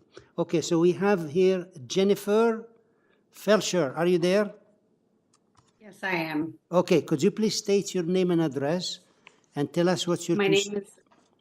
Yeah, please go ahead. Sorry about that, Mr. Chairman. My name is Jennifer Felcher. I live at 72 Shalmar Boulevard. I am to the direct neighbor to the east of the proposed construction. I'd firstly like to point out, as you are likely aware, that there have been several people in support, or there's been a few people in support of this project. I'd like to point out that the people in support are actually all the way at the other end of the street and don't even see the house from their location. It's because Mr. Sarner went and knocked on their doors and they simply just signed. And so the three neighbors nearby are quite discontent with what is proposed. So I'm going to go through firstly the bylaws that I'm concerned about. So I'm concerned about the first bylaw about the deck and the porch. The setback is supposed to be 1.5 meters. They're proposing 1.22, which is about 0.30 closer to my property, impacting my privacy. The building length also is almost 30% over what is permitted, and it will interfere with my sunlight and my view. And number 6, also required minimum side yard setback is 1.5, and the proposed is 0.91. Again, the new construction will be right up against my fence, negatively impacting my privacy. I'm glad Mr. Bronskill brought up 66 HILLHURST because I've been sitting here since 10 in the morning listening. And it's very interesting. The proposed construction at 74 Shalmar is very similar to the proposed construction at 66 HILLHURST. And it is the same architect and the same sort of idea as far as a massive home that doesn't fit within the neighborhood. And I find it quite concerning that Mr. Wengel's office is permitted by the city to tear down trees and forestry in order to build these massive homes that are much bigger and don't fit within the character of the neighborhood. I live in Upper Forest Hill. I live just, I don't know the details about HILLHURST, but we both 74 and 72, mine and my neighbor, we back onto the Beltline. People live here due to the mature trees and the forestry, and the proposal to rip everything down and build a house that doesn't fit within the the street. I find it surprising and shocking. I know also by Mr. Bronskill's presentation this morning, and I did speak to Mr. Wengel, and I know they have this map where they showed multiple houses in the region that have gone above variances, and they've pointed them out, and there's maybe 5 homes out of probably about 500. This will be the only 3-story home in the entire street out of 54 houses. So I think that's sort of my entire presentation. I'm not against the house. It's just the proposal so far, each variance may seem minor, but cumulatively they're quite significant. And I'm very worried about my privacy, the way the bump back of the deck. So I know the length technically can line up with my other neighbor's home, but then the bump back, they will literally be like right up against my pool, where I currently have full privacy and I receive shadow studies, and I will have full shadows in shade, and I won't be able to use my pool with my children in the same manner in which we've been accustomed to for the past 14 years. Thank you, Ms. Felcher. You made a very good presentation. You sound like a planner. You're not a planner, Leo. It's true. You made it. Yeah. I'm only a psychologist. I've been scrambling. I've received this very last minute, and I had sent the city several letters asking to defer this, actually, because I do want to work with my neighbor. However, it is so fast. I've been scrambling to make sense of all this. So you did very well. The only thing I want to mention to you that the trees, unfortunately, we don't deal with them here. It's not that they're not important. There is forestry that deals with that. They cannot take down a tree without the authorization of the forestry. So we don't deal with them, they do. So anything like that, they should go there. So let's see if the members have any question to the speaker. If not, we'll get back Mr. Bronskill. Mr. Bronskill, could you come back and address those concerns, please?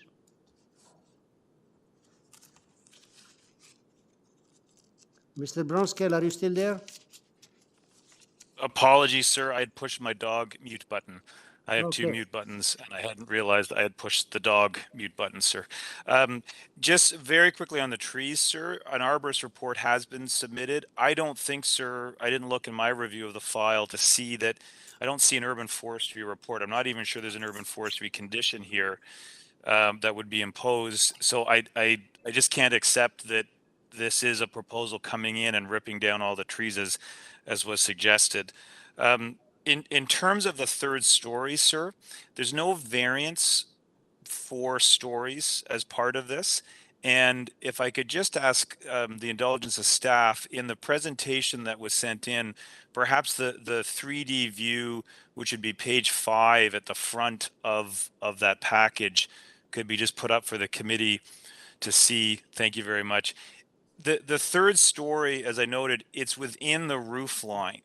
And so there's no variance for it. There is some density up there that is triggered by the location of the 3rd floor there. But there are dormers up there that, frankly, with or without that FSI, this is the design that would be achieved on the site. And so it has the impression of a 2.5 story. It's not, as we sometimes see before the committee, one of the 3-story flat roof houses that truly reads like a 3-story house. And there's a small variance for height. And again, similar to this morning, it's for 18 centimeters. And again, it's because there's a very small grade change. On one side, it complies at 11. On the other side, it's 11.18. So the 3rd story isn't generating any more height, as is sometimes the case with 3-story proposals. In terms of concerns about privacy and sunlight, again, I would just note that the structure itself, the above grade, the 2-story coming back, that's at 17 meters. That's what's permitted by the bylaw. That's what's going to generate any shadowing. The 1-story portion that exceeds the length and depth won't generate shadowing on the adjacent properties. And so we did do some shadow studies looking against the as of right, and there's frankly very little difference between the as of right and what's being proposed. And again, in terms of privacy, the east elevation that the committee would have before it, there aren't windows on the back portion of the second story, so people can't look directly east into the neighbor's yard. And it's privacy screening that's on the deck that is located a foot closer than would otherwise be permitted by the bylaw. And that's frankly a design aesthetic so that the screen isn't set back one additional foot from where the structure of the house is set. But I don't think there's actually any impacts from that being as part of the first story and actually functioning as a privacy screen for the neighbor to the east. So I do think it does fit and does respect the existing character of the neighborhood. It is consistent with what's being approved. And as I noted, Mr. Chair, I do think it would be a good case for a condition for substantially in accordance with, just because of the length and depth that's below grade. But again, I'm happy to answer any questions the panel may have. Thank you. Any question? No? If there is no question, can I have a motion then, please?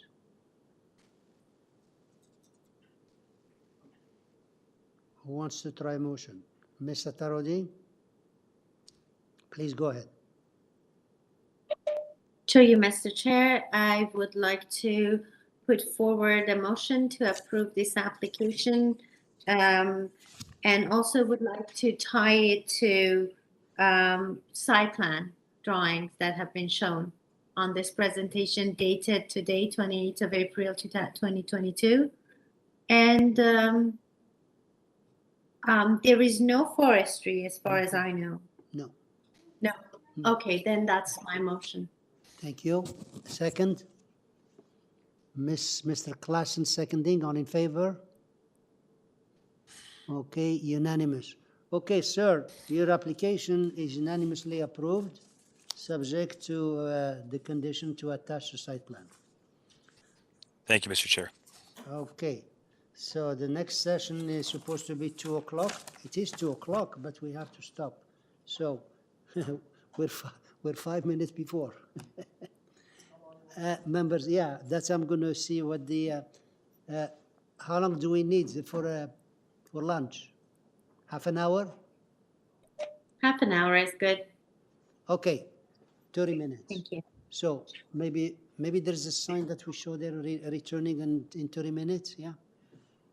Thank you.